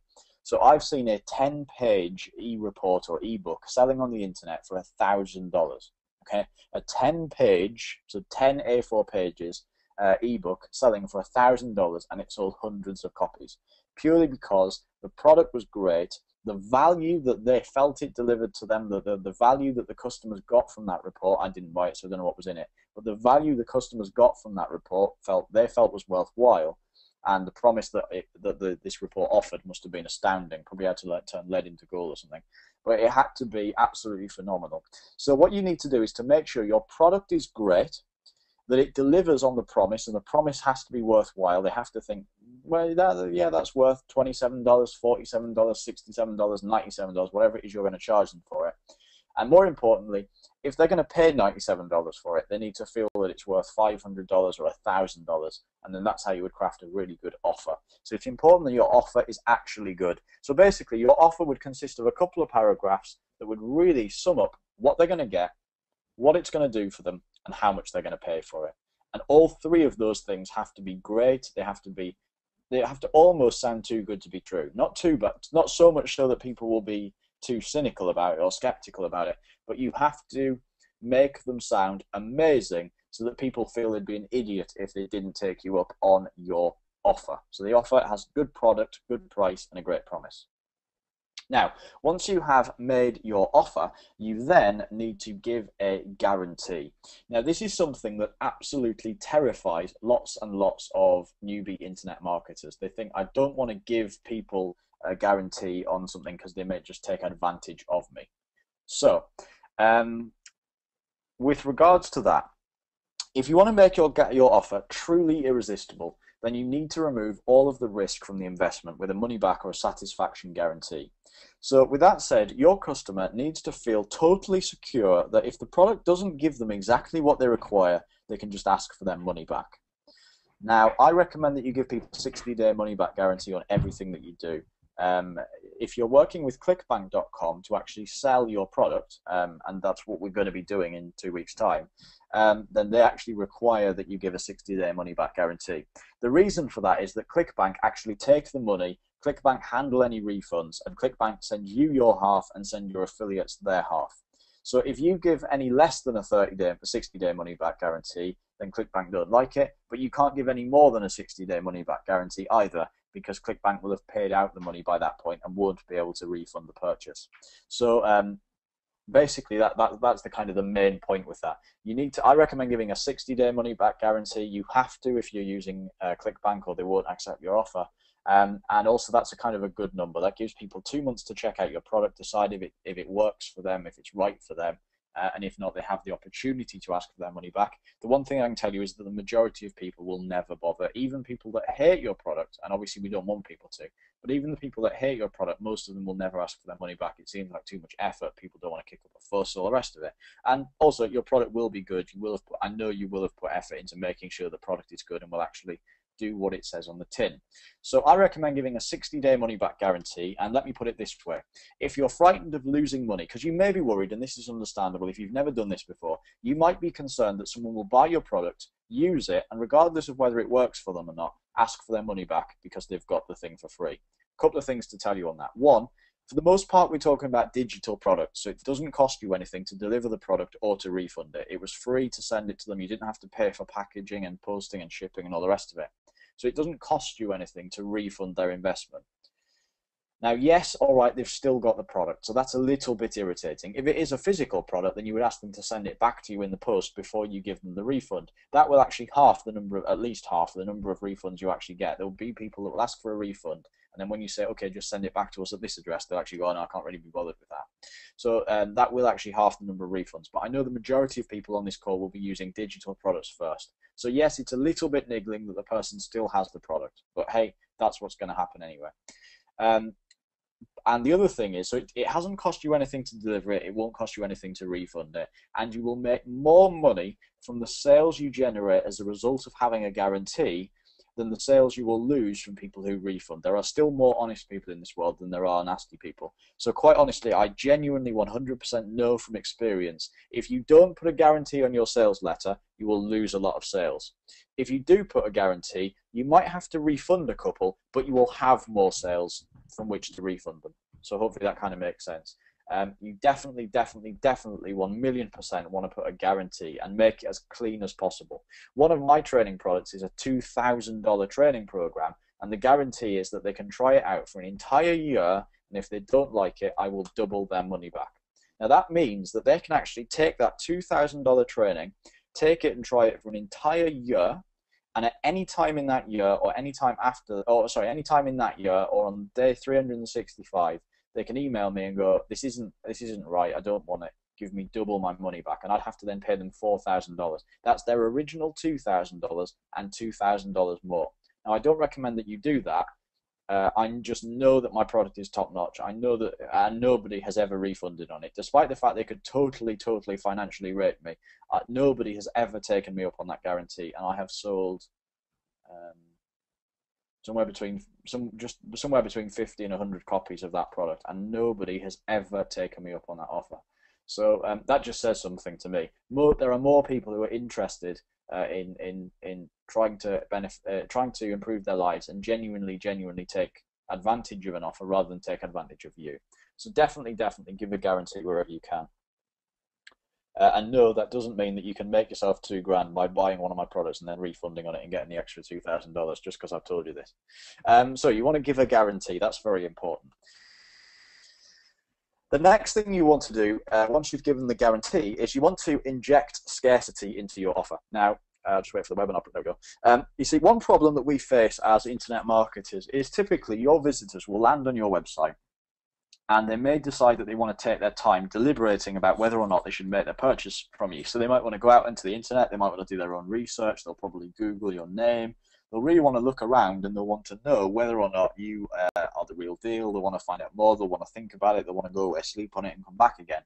Now, if they're in a shop, for example, if you go to the, if you go to a city that's say 100 miles away, and you go and you see a dress in a shop as a woman, or a suit in a shop if you're a bloke, and you see it and you think, well, you think I want to buy that. I'm not really sure. Most people will actually just buy it because, provided it fits, they'll just buy it because they know they're not going to be in that shop again for possibly ever, but certainly for a long time. Whereas if it's your website, they know they can fundamentally just bookmark your website and come back to it at any point they choose to in the future. So in order to kind of get rid of this, in order to combat this, you need to inject some kind of scarcity into your offer so that people know it won't be available forever, and then this will pressure them into ordering it right away. Now, there are two main types of scarcity you can use. Number one is time scarcity, and number two is quantity scarcity. So time scarcity is basically you say at midnight on August the 27th, 2012, this is going to be taken down forever. Or in 4 hours, we're closing the doors on this. So it would be real solid scarcity in terms of at a certain given time or in a certain amount of time, we're going to close this offer.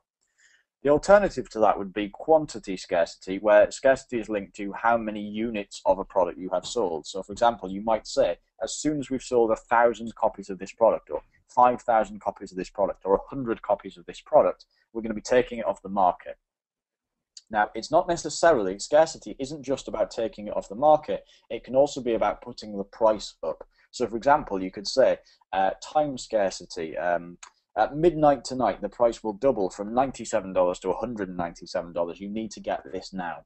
Now, that's obviously badly worded because I've just come up with it on the spur of the moment, but the point is, it's not necessarily that you'll take it off the market. It could be that the price will go up or that bonuses will be removed. If you buy it before midnight tonight, you will get this, this, and this. If you buy it after midnight tonight, you won't get these free gifts. So there's two main types of scarcity you can use, time or quantity. The only thing I would say is it's important that you actually back up the offer. So if you say you're going to take something down at a certain time or after a certain number of copies have sold, actually do it. If you say that the price is going to go up after a certain amount of time or a certain number of copies sold, actually do that. Technically, it's illegal not to, and you are there will be people who will find out. People will stumble across things afterwards, and they'll go, "Oh well, you said that this was going to double in price, and it hasn't." That kind of thing. So definitely, scarcity is very valuable, provided you use it right, and you can either take the product off the market, or you can put the price up. Now, the other thing you can do here is, for example, I've done this quite a few times, is you can put the product up and say, as soon as we've sold 1,000 copies of this product, the price is going to double, or we're going to take this off the market, it's going to close. The doors are going to close so that I can focus. And it's a good idea to give reason for the scarcity as well. So the doors are going to close so that we can give more of our personal time and attention to our paying clients, that kind of thing. The other thing with that is that the truth is that it may take you a while to sell 1,000 copies. If I'm going to be completely honest with you, it could take you a year to shift your first 1,000 copies of a product.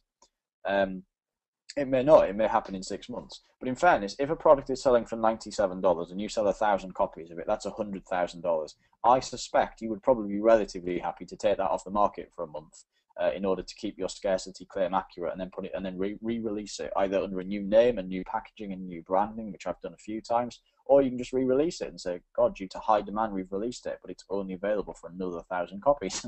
And then again, you do the same scarcity thing. So again, the truth is, people may think, oh God, there's only 1,000 copies. There's 7 billion people on this planet. They're going to go out in record time, and then they'll jump on it.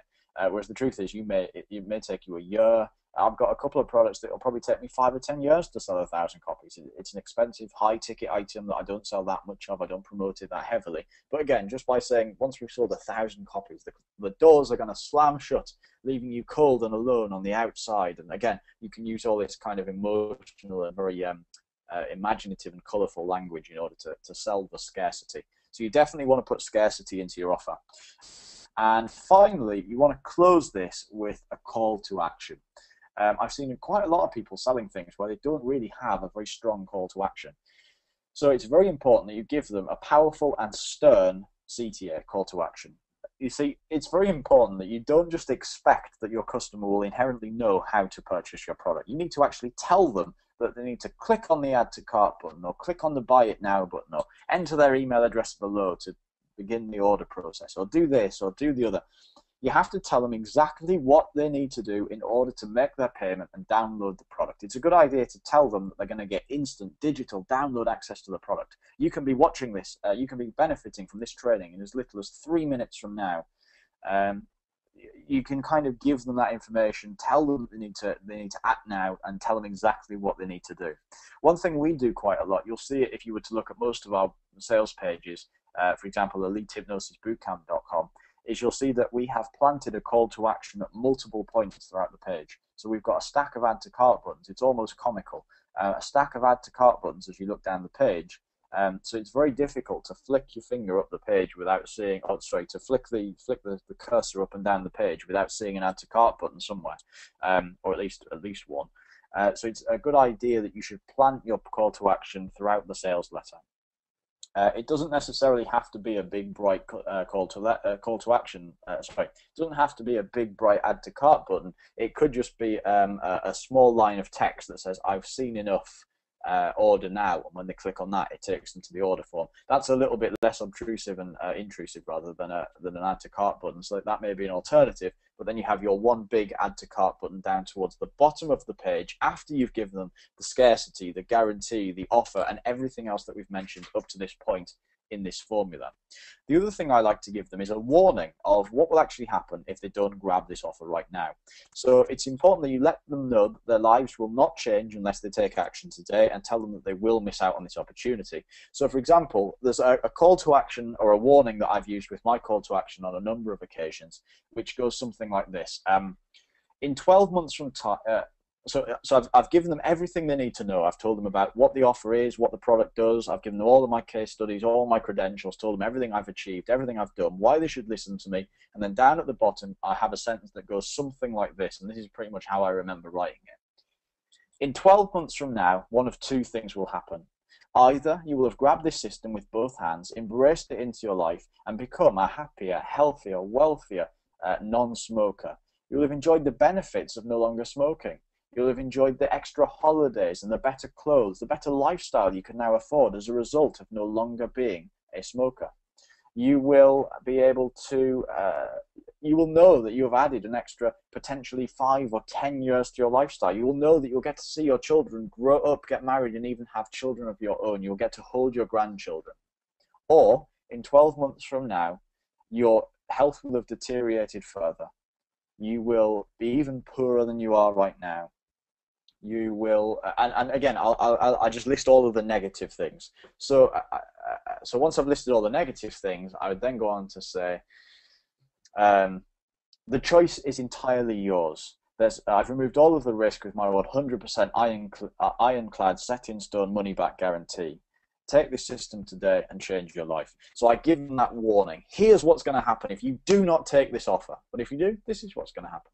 But if you don't take this offer, this is what's going to happen. But if you do, it's really going to help you. It's really going to change your life. You're going to have a fantastic time with it. So I like to give them that kind of, I love that, the opening line that I came up with that I really like, and I've seen other people using it, so I know it's not entirely original to me, although I created it in my own mind because I hadn't seen anyone else do it when I came up with it, is the thing about in 12 months' time from now, one of two things will happen. And you list the positive things, you list the negative things, and it's like a negative sandwich. You list the positive things, then you list the negative things, and then you tell them, here's the gateway to the positive things, and tell them to click the add to cart button. So with your call to action, I like to give them a stern warning as to what's going to happen if they do not take this opportunity. And again, the negative things don't have to be about their life, although I recommend they are. They can also be about the fact that they're going to miss this opportunity. Their life won't change. They will not get this chance again, because when this is sold out, it is sold out. They will not be able to jump on this opportunity again. Think back to the webinar where you bought Passive Hypnosis Profits. Right at the very end of that webinar, we sold you with this exact, we used this exact system to sell you into the Passive Hypnosis Profit system. So that's how powerful it works. We used this exact thing. We said, look, you are not going to get the chance to have this again.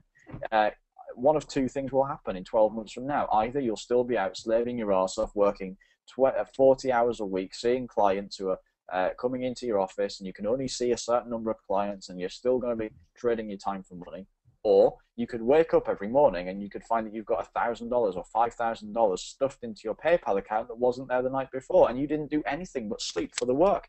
In fact, you could make $1 million a year and never see another client again. All you need to do is get this. So again, can you see what we did there? I did that the wrong way around, but we give the positive and the negative, so we give them the two different paths. And the idea in their head is to almost let them see a fork in the road, and one is a positive thing and one is a negative thing. Talk about the positives, talk about the negatives, and then give them the gateway to that positive again. So that's something that we use all the time, is that kind of call to action and give them a warning at the end of it. Once you've done that, that pretty much draws you towards the end of your sales letter. You've actually got your entire sales letter written out and stuff like that. So before I move on to the next bit, and there's, we're sort of coming towards the end of the webinar, I just want to see if Jonathan, or Alex, whatever you want to call him, has anything to say on that sort of section. I'd just say, with regards to this bit, close with the call to action, where it's the kind of opposite of what they teach with NLP is the feedback sandwich, where well, actually, no, it isn't. It is the bloody feedback sandwich, isn't it? Something good, negative in the middle, something good. It's just being used in a slightly different context, that's all. If this wasn't a web page, if for some reason you decide at some point, which you're not going to do at the minute, but down the line in the future when your websites are making money, You may decide to do some form of direct mail campaign, acquire a mailing list. We're not going to go into details on that because it's totally unrelated to this. But just to mention that a sales letter that you would send through the post, this might be relevant if you do stage hypnosis shows or if you're touting for stress management work as a hypnotherapist or similar. What people tend to look at first is the headline, as Rob said, and then they look to see if there's any PS or PSs at the end. And they make their decision whether to read the letter when it's a physical one rather than on a computer screen, whether to read it based on the headline and the PS. So your PS with that positive, negative, positive is also summing up very importantly what the letter's about. So between the call to action bit, which would be your PS on a printed sales letter, and the headline is what's going to create enough of a desire in them to read the sales letter all the way through, which leads to the sale. But other than that, no, you've explained things really well, Rob. Cool, thank you very much. Well, I think cool. so. Good. Has everyone enjoyed it so far? Go ahead and type into the questions box. While you're doing that, let's kind of move on. We'll come back to final thoughts in a second. The first thing I really wanted to do today for you was to kind of show you the sales letter I've kind of written. Jared's is awesome, Robert. Thanks very much. I wanted to kind of show you the sales letter that I've kind of written for the Simple Quitting System, which is the product that Jonathan and I are putting together. As I like to practice what I preach, I have written this in a word publishing thing. I'm on a Mac, so it's Pages rather than Microsoft Word, but it's effectively the same deal. I'm just going to wait for the webinar presentation to catch up. It appears to have frozen. And I'm going to zoom in so that you can see this a little better. Okay. So I'm going to very quickly, and we're not going to spend forever on it because I'm sure you'll see the things that I've pointed out in this letter, but I want to quickly kind of read most of this letter to you and kind of show you what we're aiming at. So you can see the big headline at the top there. Hang on, I'm just going to close these colour things at the side because they're just going to get in the way. Again, folks, just give it a sec to catch up. There we go. All right, so I'm going to quickly read through this. It says, attention all smokers.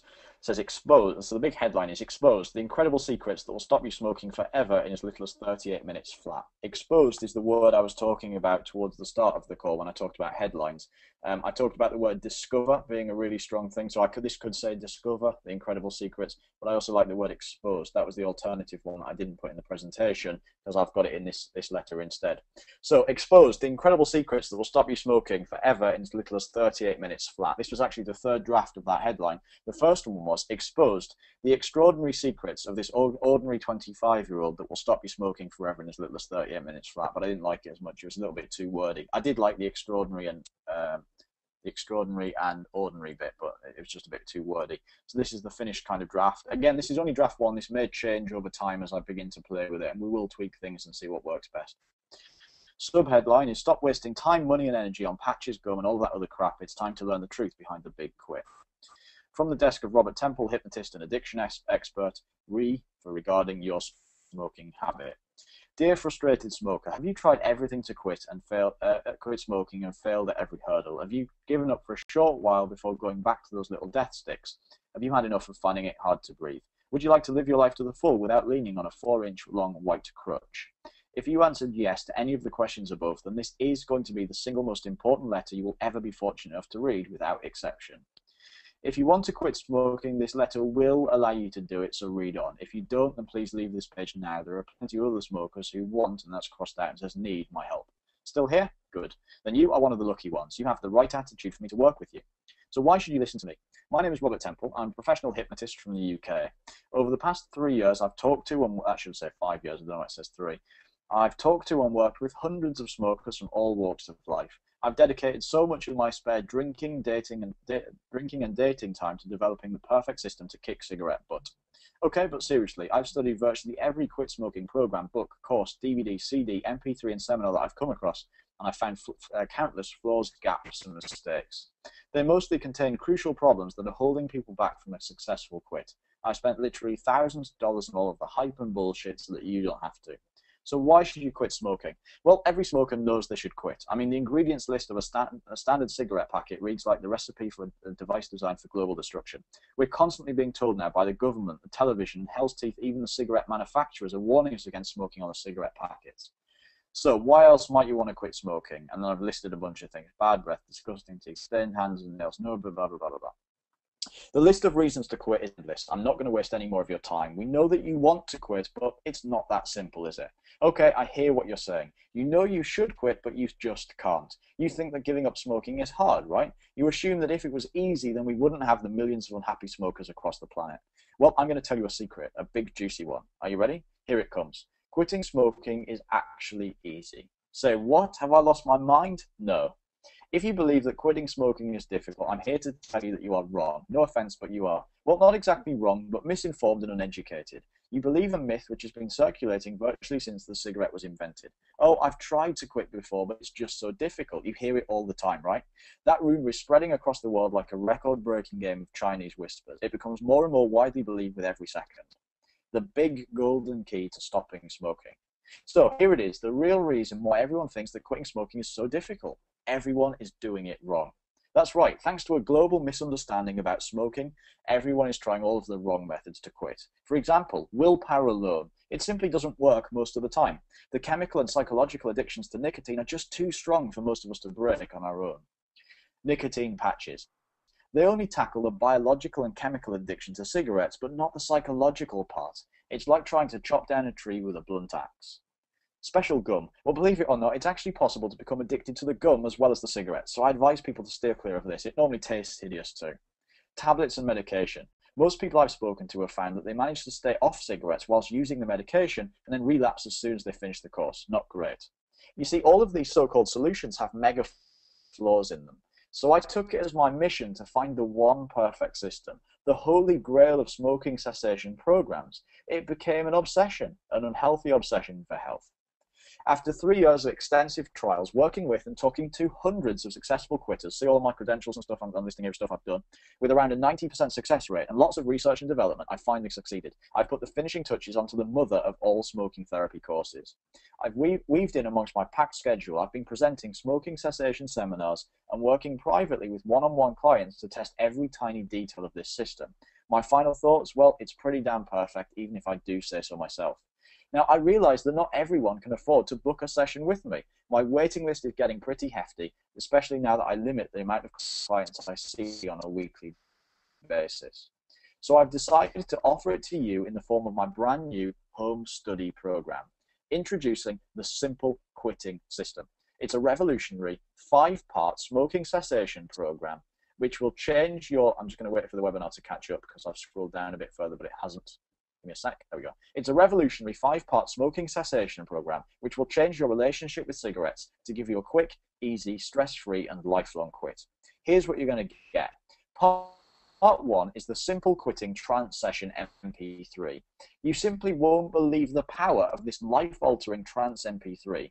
This 38-minute audio track is designed to be listened to on an MP3 or personal CD player every other day for 28 days. My voice will guide you down into a deep, sensory, hypnotic trance state before reprogramming your subconscious mind with powerful and lasting suggestions. I'll remove any traces of desire for cigarettes. It's like being a born-again non-smoker. Real well valued $97. Part 2, the Simple Quitting Handbook, a PDF ebook. I wrote this ebook to accompany the audio trance session. It guides you through a simple step-by-step 28-day system to completely unprogram your smoking habit. I'll also teach you the important facts that you must know if you're going to quit. As you read this book and use the trance audio each day, you'll develop a better understanding of what smoking really is and isn't, plus what it takes to stop smoking for real. You'll find it so easy to quit, it'll just be natural. You'll be amazed when people offer you a cigarette and you reply, "No thank you, I am a non-smoker." Again, real world value, $97. Part 3, the Simple Quitting Worksheets, a PDF ebook. I've gone down too far. PDF ebook. When I work with clients on a one-to-one basis, I give them this range of worksheets to help them quit, and for me to fully understand their personal situation. For completeness, I've compiled these worksheets along with a bunch of useful quit smoking resources and put it onto one handy little report to include in this package. You won't believe the simplicity of these amazing utilities, but they'll have an amazing impact on your quest to quit. Real world value, $47. Part 4, simple quitting video coaching. As one of the biggest problems that smokers face when trying to quit is the phenomenon that we know as cravings. So I've put together these 5 video tutorials where I'll teach you step by step some amazing psychological techniques which I usually only share with my inner circle coaching clients. Very expensive. Discover how to use anchoring, emotional freedom technique, the SNAP method, in brackets not what you'd expect, and much more. Just using 2 or 3 of these simple techniques on a daily basis will totally eliminate your cravings and empower you for total quitting success. Real world value, $97. Incidentally, just to jump on something really cool there that I really like, there's a bit where it says discover how to use anchoring, emotional freedom technique, and the SNAP method, in brackets not what you'd expect. The reason is I've mentioned a couple of techniques there that are included in these 5 video tutorials. One of them is the idea of pressing your thumb and finger together to anchor the concept of not wanting to be a smoker. Emotional freedom technique, which if you don't know about it, you can learn about it. And the SNAP method, which is where it's my name. It might be what other people call it, I don't know. But it had you put an elastic band around your wrist, and every time you feel you need a craving for it, you can snap the elastic band against your wrist, and it helps to program your mind. Again, it's a form of anchoring, helps to program your mind against having a craving. So I've mentioned a couple of techniques there. One of those things means people will now go off and Google that. So people will Google emotional freedom technique to find out what it is. They want to know what that is. They'll head out there and find loads of resources about it. They'll see that, you know, Paul McKenna does it, and therefore if Paul McKenna does it, oh wow, it must be real, and all the rest of it. But they can't afford Paul McKenna, so they'll come back to this. The other thing is the SNAP method. It says not what you'd expect. That's a curiosity thing. Curiosity is a huge sales point.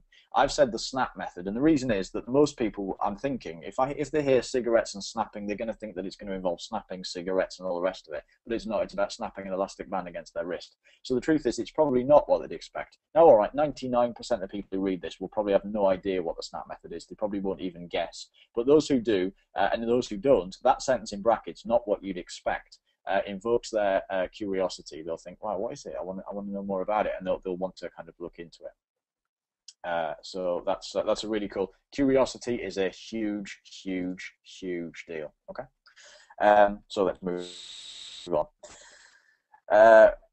It then says, wait, there's more. In brackets, I really can't believe I'm doing this. Part 5, 30 minutes of personal self-help coaching. Okay, listen up. I'm only going to say this once. Included in this amazing package, I'm going to give you half an hour of personal self-help coaching with me over the phone and Skype. My personal clients pay me $500 for an hour's coaching, and I'm giving you 30 minutes for free as part of this package. It's taken a lot of persuasion for me to do this, so I'm only offering it to the first 500 people who take this offer. Look right there. That is scarcity.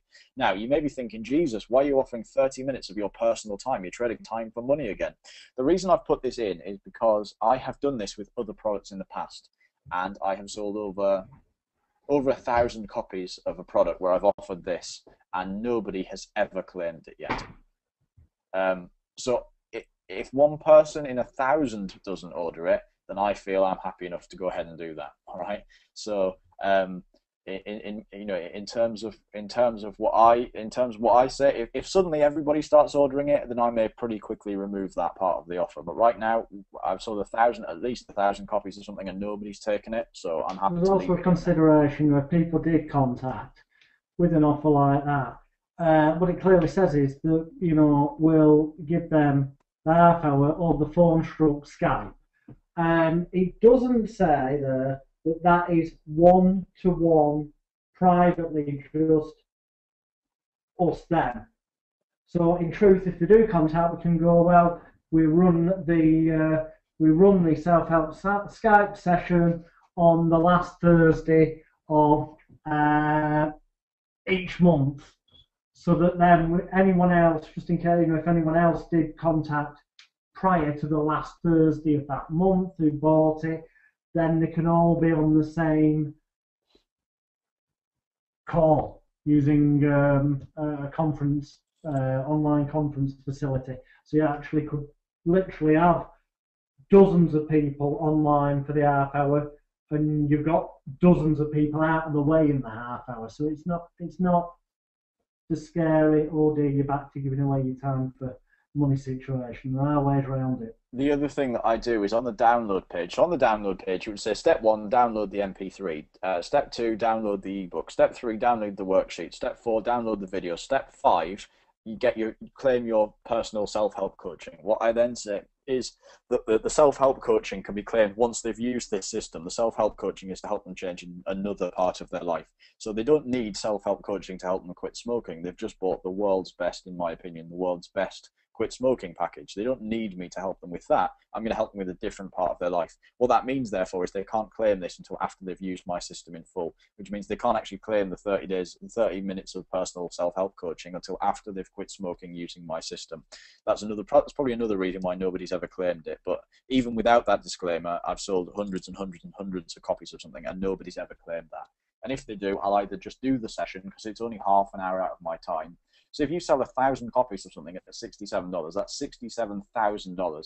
It's not going to be an issue if a couple of people claim a 30-minute Skype session, and you have to do it even for each of them individually. It's an hour of your time, and you've made $67,000 for the privilege. So I'll move on. That's why I put it in there, and it also massively bumps up the value of that.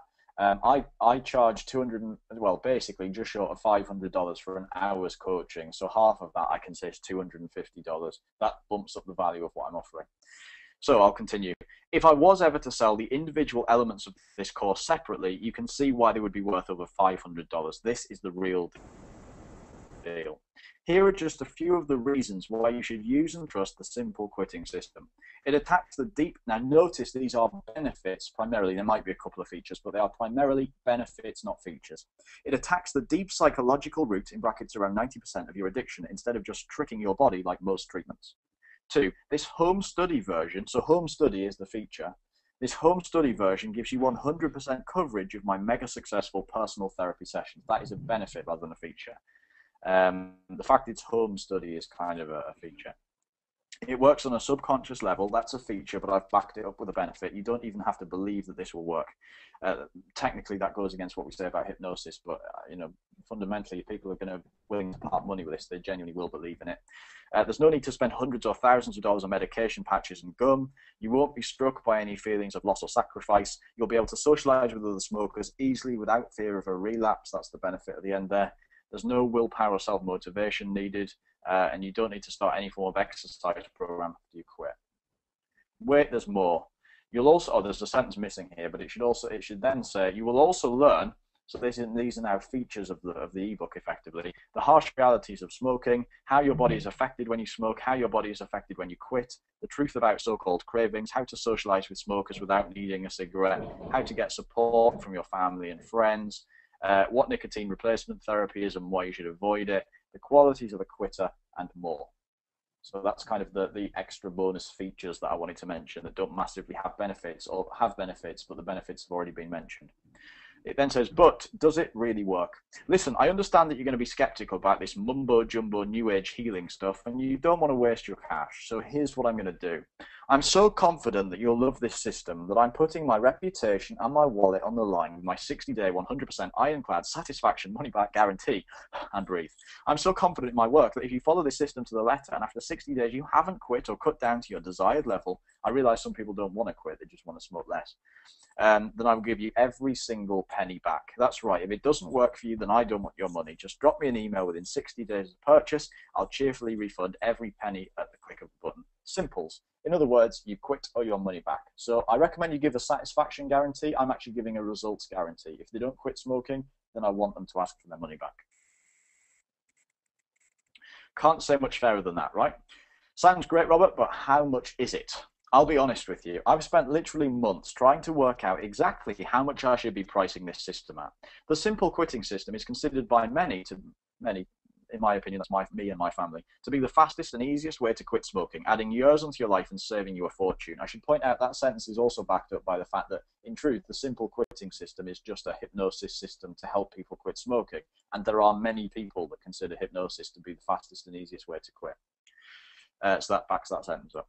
That's right, this program saves lives, saves money, and will dramatically improve your quality of life. You'll be able to afford to do so much more and have the energy to do it to the full. My private clients pay me a minimum of $500 per hour for my smoking cessation therapy treatment, and you're getting full, exclusive, insider access to over 4 hours of my work. That's $2,000 of my time. Because if you add up the time of the MP3, the time taken to put the book together, the time written in the video training, half an hour of self-help coaching if they claim it, it's over 4 hours of stuff. $2,000 worth of my time. So, as one of the most extensive stop smoking systems in existence, this would easily sell for between $497 and $997. It would be worth every penny. Within your first 12 months of quitting, you would have made your money back on the number of cigarettes you aren't smoking anymore and still have enough left over for a great vacation.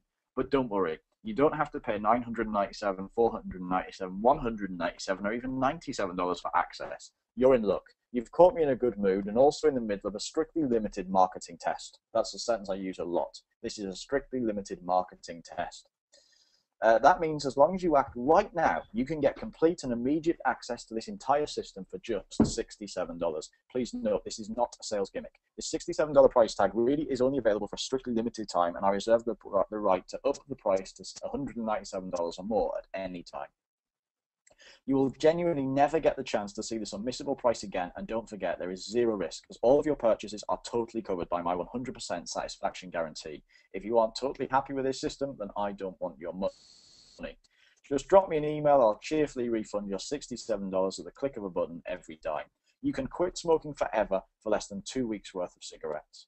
I must be crazy to let this system go for just $67. That's why I'm only making this offer once. So act now, take me up on this offer to add 20 or more years to your life expectancy, generate thousands of dollars in additional spending money, improve your happiness, quality of life, and much, much more.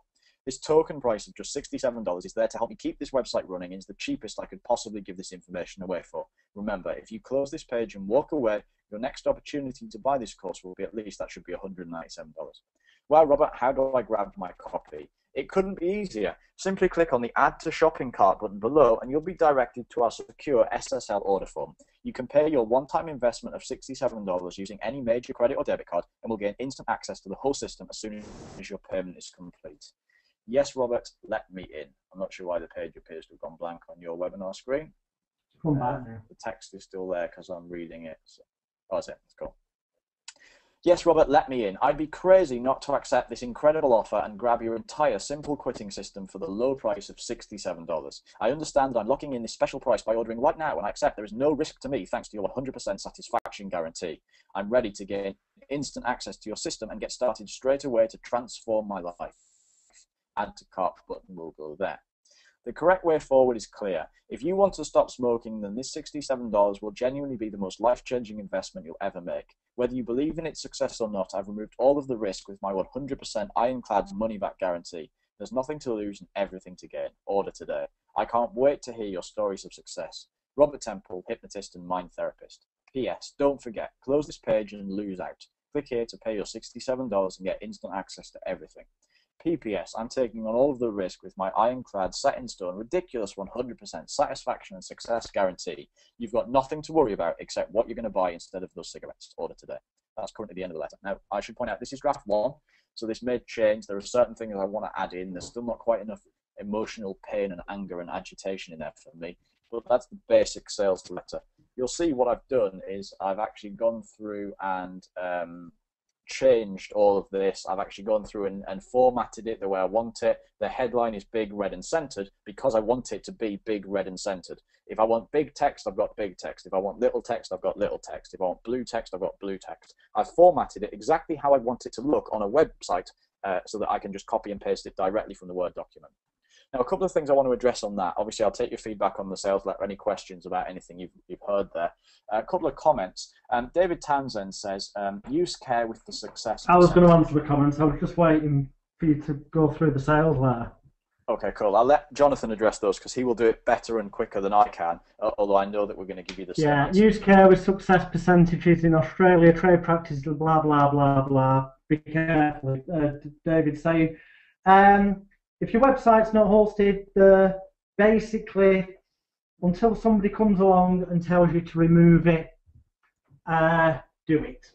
If your website's hosted somewhere else, is my view on it. Rob may have a different view afterwards, but same with advertising standards authority in England, actually, frankly.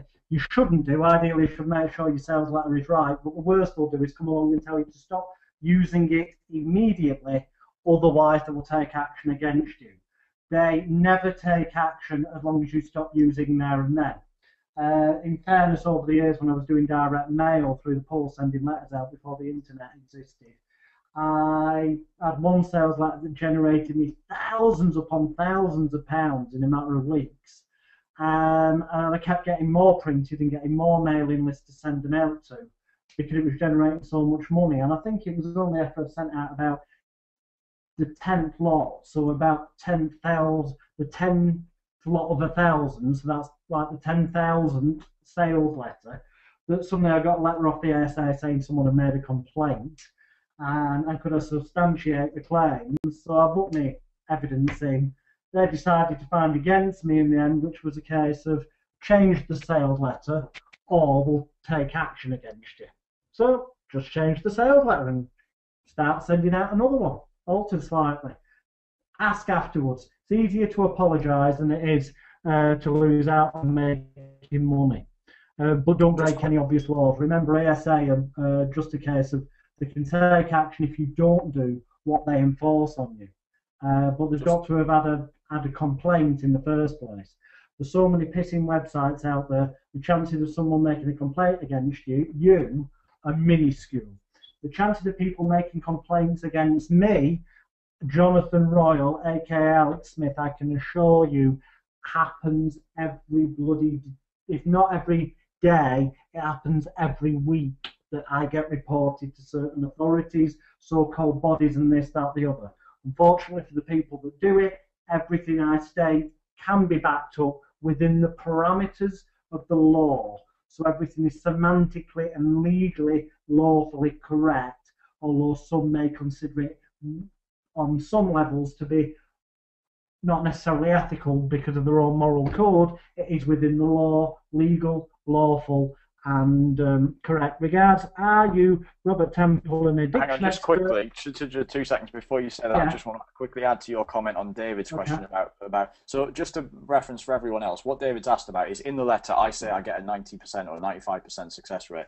What I want to say there is, first of all, the Australian law is irrelevant unless your website is hosted in Australia. For the most part, the majority of web hosts are. Your actual website itself, your files are held in a server, probably in America, unless you are with an Australian web host or have opted to have it stored in Australia. In which case, spend money to make sure it's hosted somewhere else. It's no more expensive to have it hosted in America. Most hosts are in America. It means that your Australian laws are completely irrelevant. If using the word hypnosis became illegal, you're still fine because your website is hosted in America. So that's the first thing. The second, and the Americans don't have that law. The second thing is, arguably, the reason I claim that success rate is that if somebody buys my product and doesn't quit smoking, they are entitled to a refund, and I've never ever had to refund anyone. So theoretically, I could say 100% success rate, because I've said on the in my sales material for other things before, if this isn't successful for you and you don't achieve X, Y, Z, I want you to promise me you will ask for your money back. And nobody ever has. So by buying it, they agreed they would promise to ask for their money back if it didn't work. They haven't asked for their money back, and therefore I can only assume it worked. That's my argument. Like, in fairness, they could still come back and say, well, no, unless you can prove it and document it on paper, we want you to change that. Fair enough, but they can't sue you unless you don't change it to suit. So it's better to just get on with it, and if anybody did come and question it, that's when you can go for it. Now you can go on and answer Donna's question. And yeah, to be honest, you know, Rob, as he said, this is a draft. We'll be talking about the sales letter. He may alter it yet because, you know, I blatantly claim on my hypnotherapy websites that I effect a 100% successful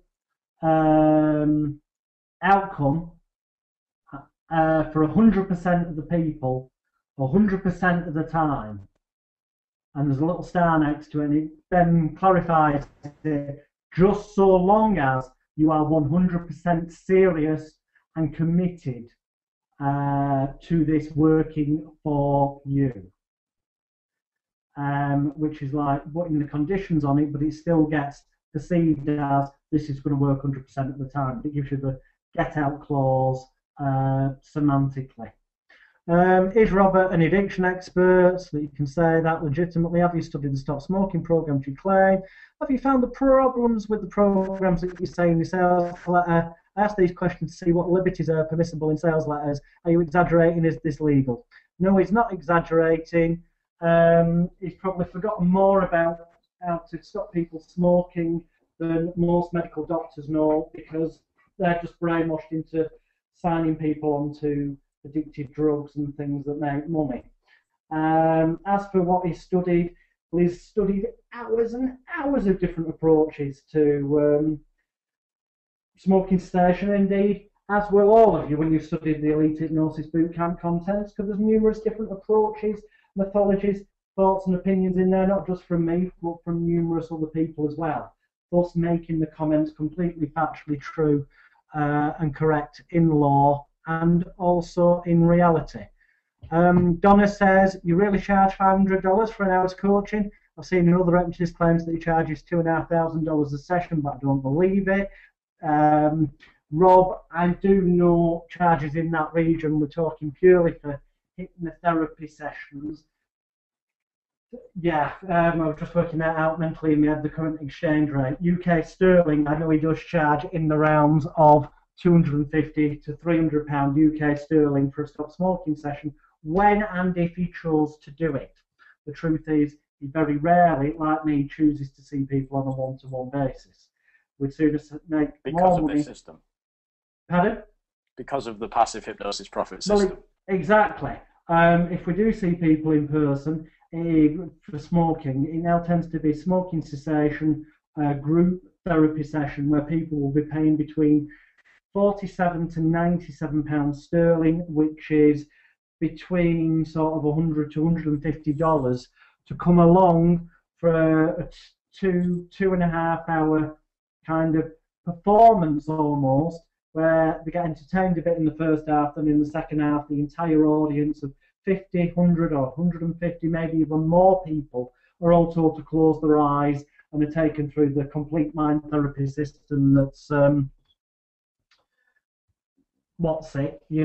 the Elite Hypnosis Bootcamp together as a whole, and then each given a CD to leave with. So we can make thousands of UK sterling, multi-thousands of dollars in the space of time most therapists see one client.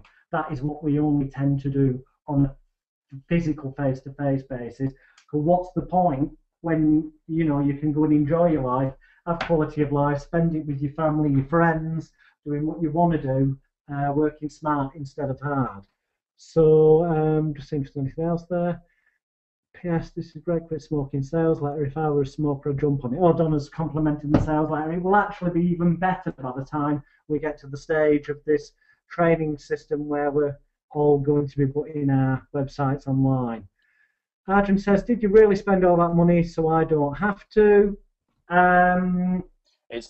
Yes, basically the bit where I said I've spent all the money, I've bought all the systems. I have bought probably in the realms of 100 different smoking CDs from Hypnotists. I've got all the Paul McKenna stuff. I have everything. I have every quit smoking. If I ever walk through a bookshop and see a quit smoking book, I'll buy it. I don't now, but I did. I bought stacks of hypnotists teaching other hypnotists how to stop people smoking. Most of that was rubbish. Just purely out of curiosity. I've been stopping people from smoking for years, but still, if I saw someone selling this is how you do a stop smoking session program, I'd buy it because I want to see what other people are teaching. So I've kind of spent money on that side of the thing, and I've also spent money on the actually going out and buying books that the general public can buy as well. So yes, I've genuinely spent that sum of money learning mind therapy techniques and stop smoking stuff. Just going back to Donna's thing, she said, I've seen another hypnotist claims he charges $2,500 a session, but I don't believe it. Sounds like adding value to his recorded sessions. Well, yeah, it is adding value to his recording sessions. As long as he can prove he's seen, he has charged $2,500 and had a client paying that, then it's a true enough statement. I could confidently vote on a sales letter if I wanted for a confidence product in particular.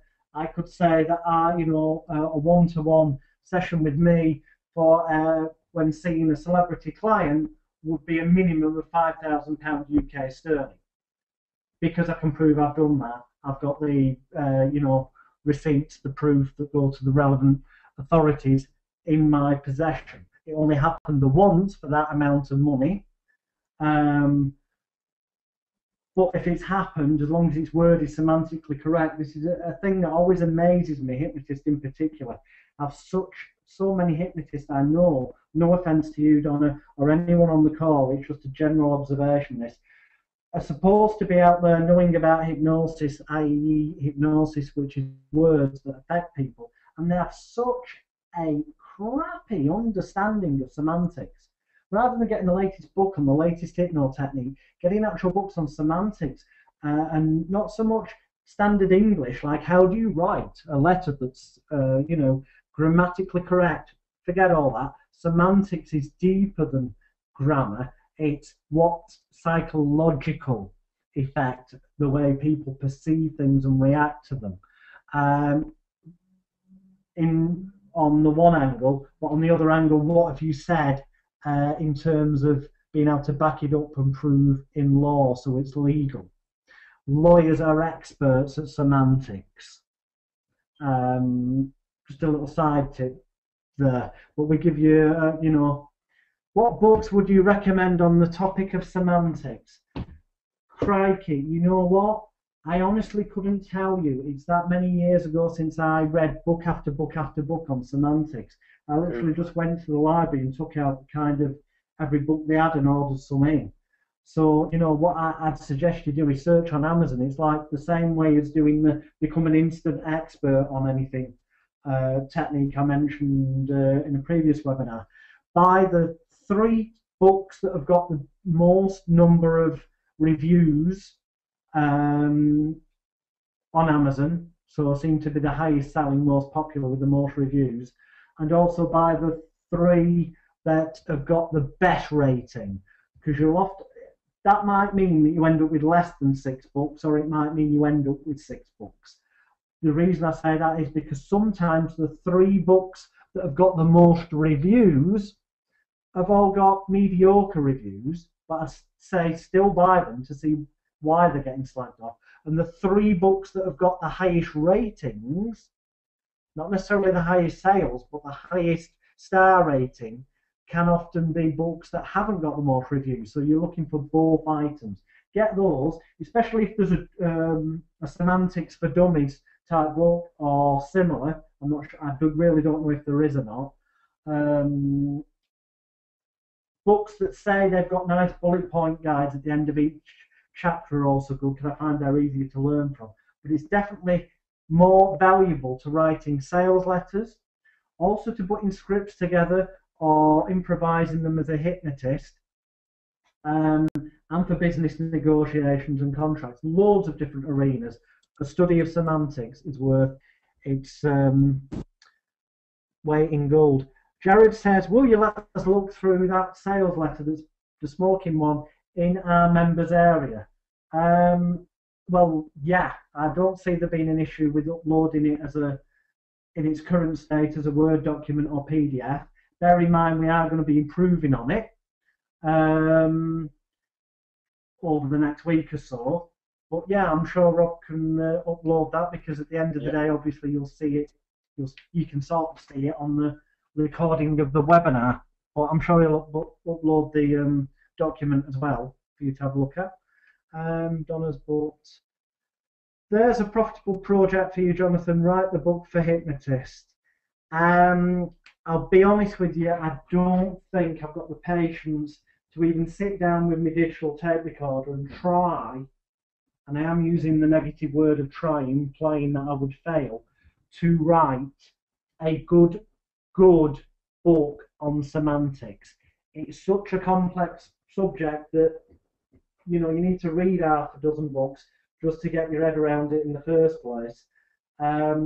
It's the reason why good lawyers and really good hypnotists make substantially more money than the majority of other people in the same profession. I don't think I've got the patience to decipher what's out on the market and turn that into a product.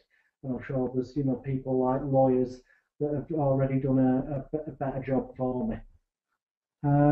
Just quickly, I'm not going to go over the full. That's it. I think that's all the questions we've got there so far.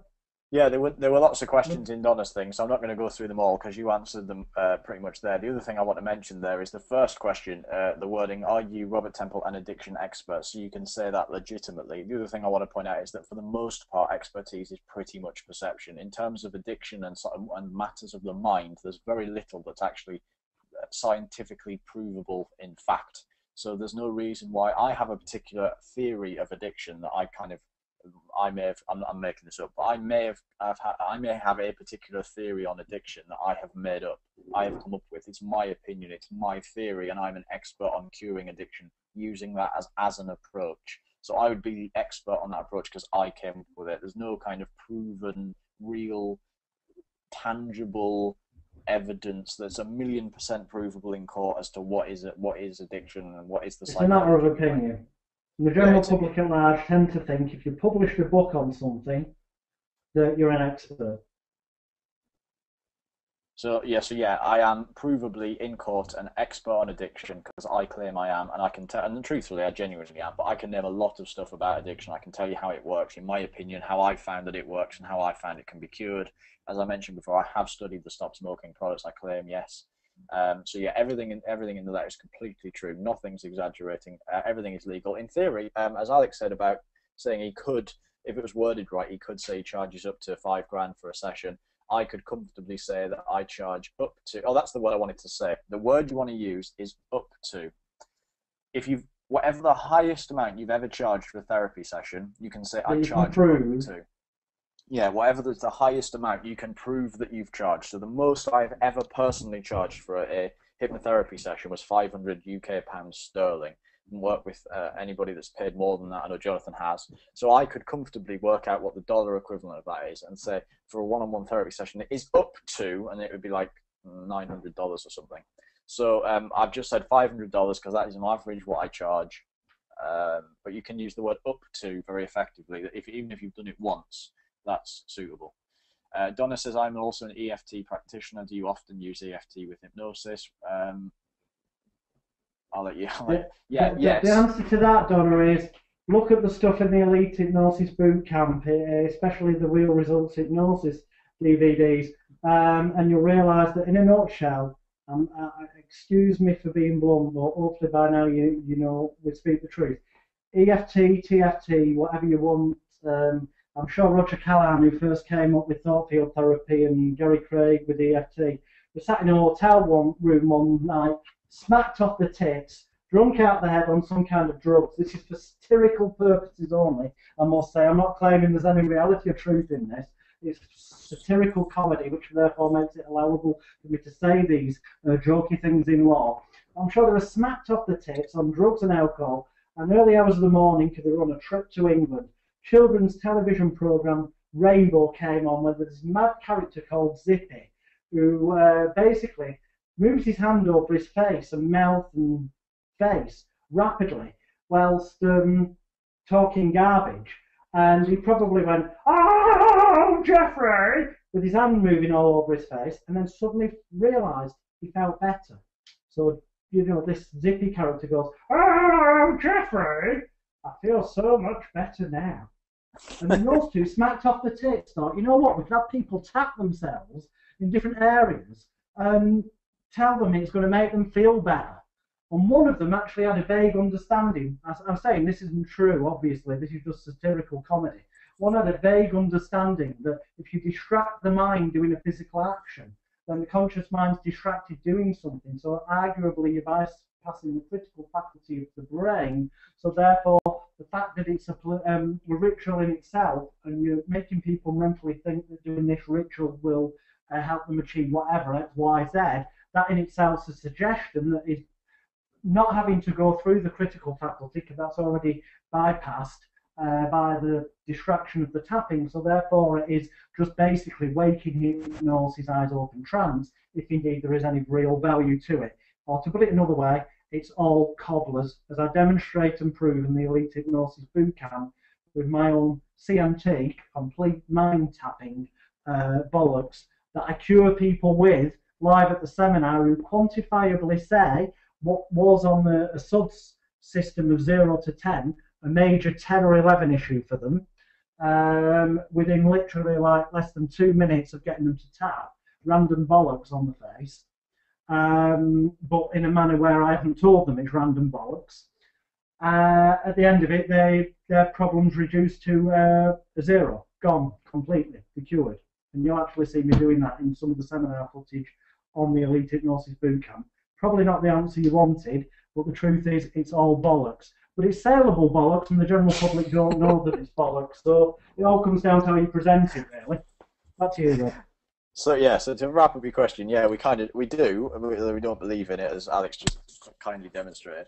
We don't believe in it, but we do use it because the public think it works, and therefore it works. Particularly, there are more and more people now in the UK, particularly, who are aware of this tapping thing, even if they don't know that it's called EFT or TFT, whatever. So we do use it. As I mentioned in the sales video for the, in the sales letter rather, I've just shown you the Stop Smoking sales letter.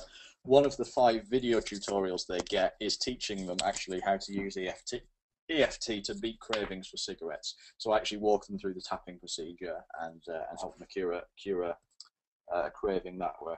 So yeah, so it's actually built into the program even. So I could even reference the fact that it has EFT built into it and all the. And the truth of the matter is, while they're busy tapping the face with alternate hands and what have you, the hands are busy, so they can't pick up a cigarette. Hey! Exactly. So it works. Hooray. So there we go. I'm going to wrap this up now with the final thought. So your assignment for this week is to write a sales letter for your product in Microsoft Word or some kind of similar program.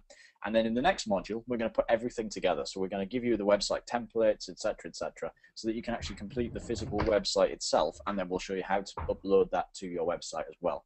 So your important thing is now, even if you haven't finished the product yet, you know what the product is going to be when it's finished, and you know what it's going to achieve when it's finished. So you need to write a sales letter. So I will give you the PDF, as Jared requested, the PDF of the sales letter I've just walked through with you. Again, the one that we ultimately use will be much better than this. And this gives you understanding. But I can tell you, if we put this sales letter up now as it stands, it would 100% sell. But we can make it sell a lot better, so we will tweak it over the next week. That's the sales letter we've written over the past week. So now we'll spend the next week tweaking it. So your job between now and next week is to write the initial draft of your sales letter, so it's something like the one that we're using. Try not to rip off ours directly. That's not us trying to say, don't be, it's not us trying to fend off competition. We're just trying to differentiate yours. And you can use the same format, but just word everything differently, rewrite it in your own words. So that's it. That's the assignment for this week, is to go away and write the sales letter and come back to us next week with it. Apart from that, if there are any other questions, just let me know. Thank you, Donna, for saying I'm some kind of mad genius.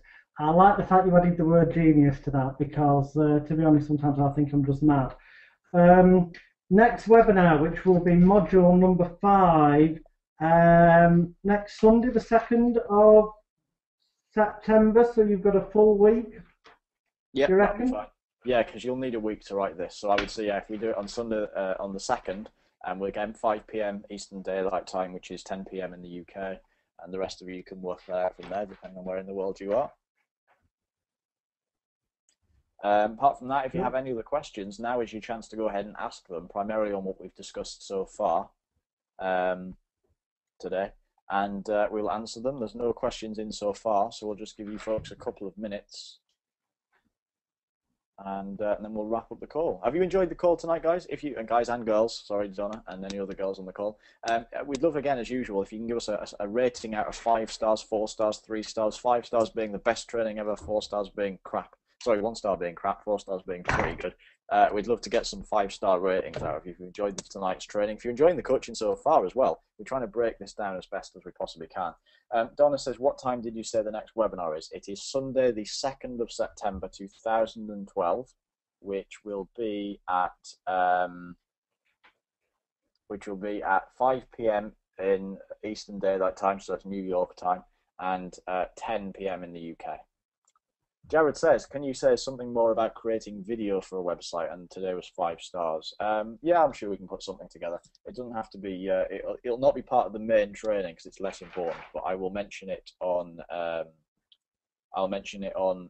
We'll put something together as a kind of a bonus video or something at some point, but we'll get the main training out the way first. Arjen says, when will last week's video be available? I missed it live. Week 3, which is last week, is already in the members area. It's up there. Week 2, if that's what you're missing, will be added in the next couple of days along with this one. So yeah, week 3 is already there. Week 1 is already there. Week 2 will be added shortly. And everything I've mentioned about Elite Hypnosis Bootcamps already got access links in the members area as well. Yeah, so if you, whether you are previously an Elite Hypnosis Bootcamp member or not, if you look in the members area, it's actually in the bonuses section in there that you can get everything from. There's this thanks, Joseph's cool. People are saying 5-star session again, good.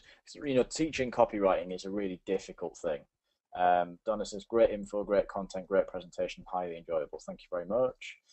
Teaching copywriting is so difficult. I mean, I could do a week. I could personally do a week-long seminar teaching copywriting, and yet I only know about 10% of what the world's copywriting experts know and understand. So I mean, there is so much to it. And you know, I would reiterate again, if you, in conjunction with what Rob said, if you get yourself a copy of Hypnotic Writing by Joe Vitale and a copy of Persuasion by Influence and Persuasion, or just Persuasion, by Robert Cialdini.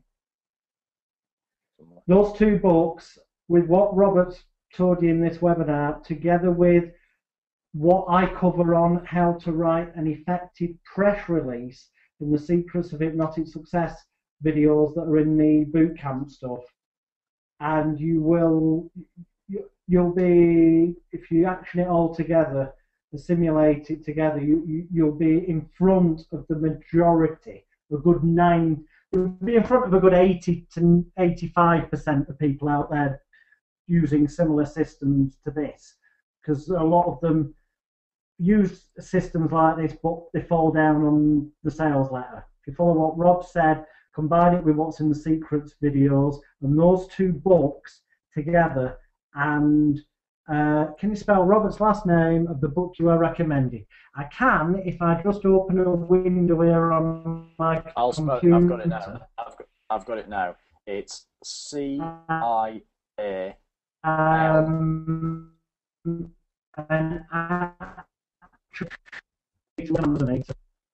Oh, hang on, Jonathan's breaking up there. I didn't hear much of that. I don't know if people have heard it. Oh, can you hear me? It's spelled, the book's called Influence, The Psychology of Persuasion, and it's by Robert Cialdini, which is spelled C for cockerel, I for Indian, A for apple, L for lover, D for Delta, I for indigo, N for Norman, I for indigo. So that's C-I-A-L-D-I-N-I.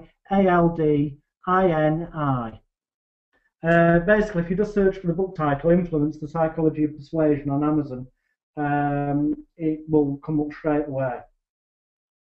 And Joe Vitale's second name is VR, V for Virgin, I for Indigo, T for Toffee, A for Apple, L for Lover, E for Elephant. You can get a brillint insight into people's minds by the words they pick in order to spell letters out. You never think of easy things, do you? Like A for Apple, it's always A for, I don't know, something weird. Yeah. G for gnome. Rightio. Well, that pretty much wraps up tonight's call then, folks. Nobody is asking any more questions, so we'll assume that that's it. If you do have any others, drop us an email, or you can remember, you can leave a comment. Even though the video isn't going to be there until tomorrow, you can leave a comment on the, for example, the Module 4 page inside the Passive Hypnosis Profits section. There's a little comments discussion thing that you can use. So from me, Robert Temple, and from Jonathan Royle, thanks so much for joining us on this call. Donna says thank you so much. See you next week. Yes, we will indeed. See you a week today, or it's now a week yesterday in the UK. Sunday, the 2nd of September at 5 p.m. EDT, 10 p.m. UK time. Good night, everyone, and we'll talk to you soon.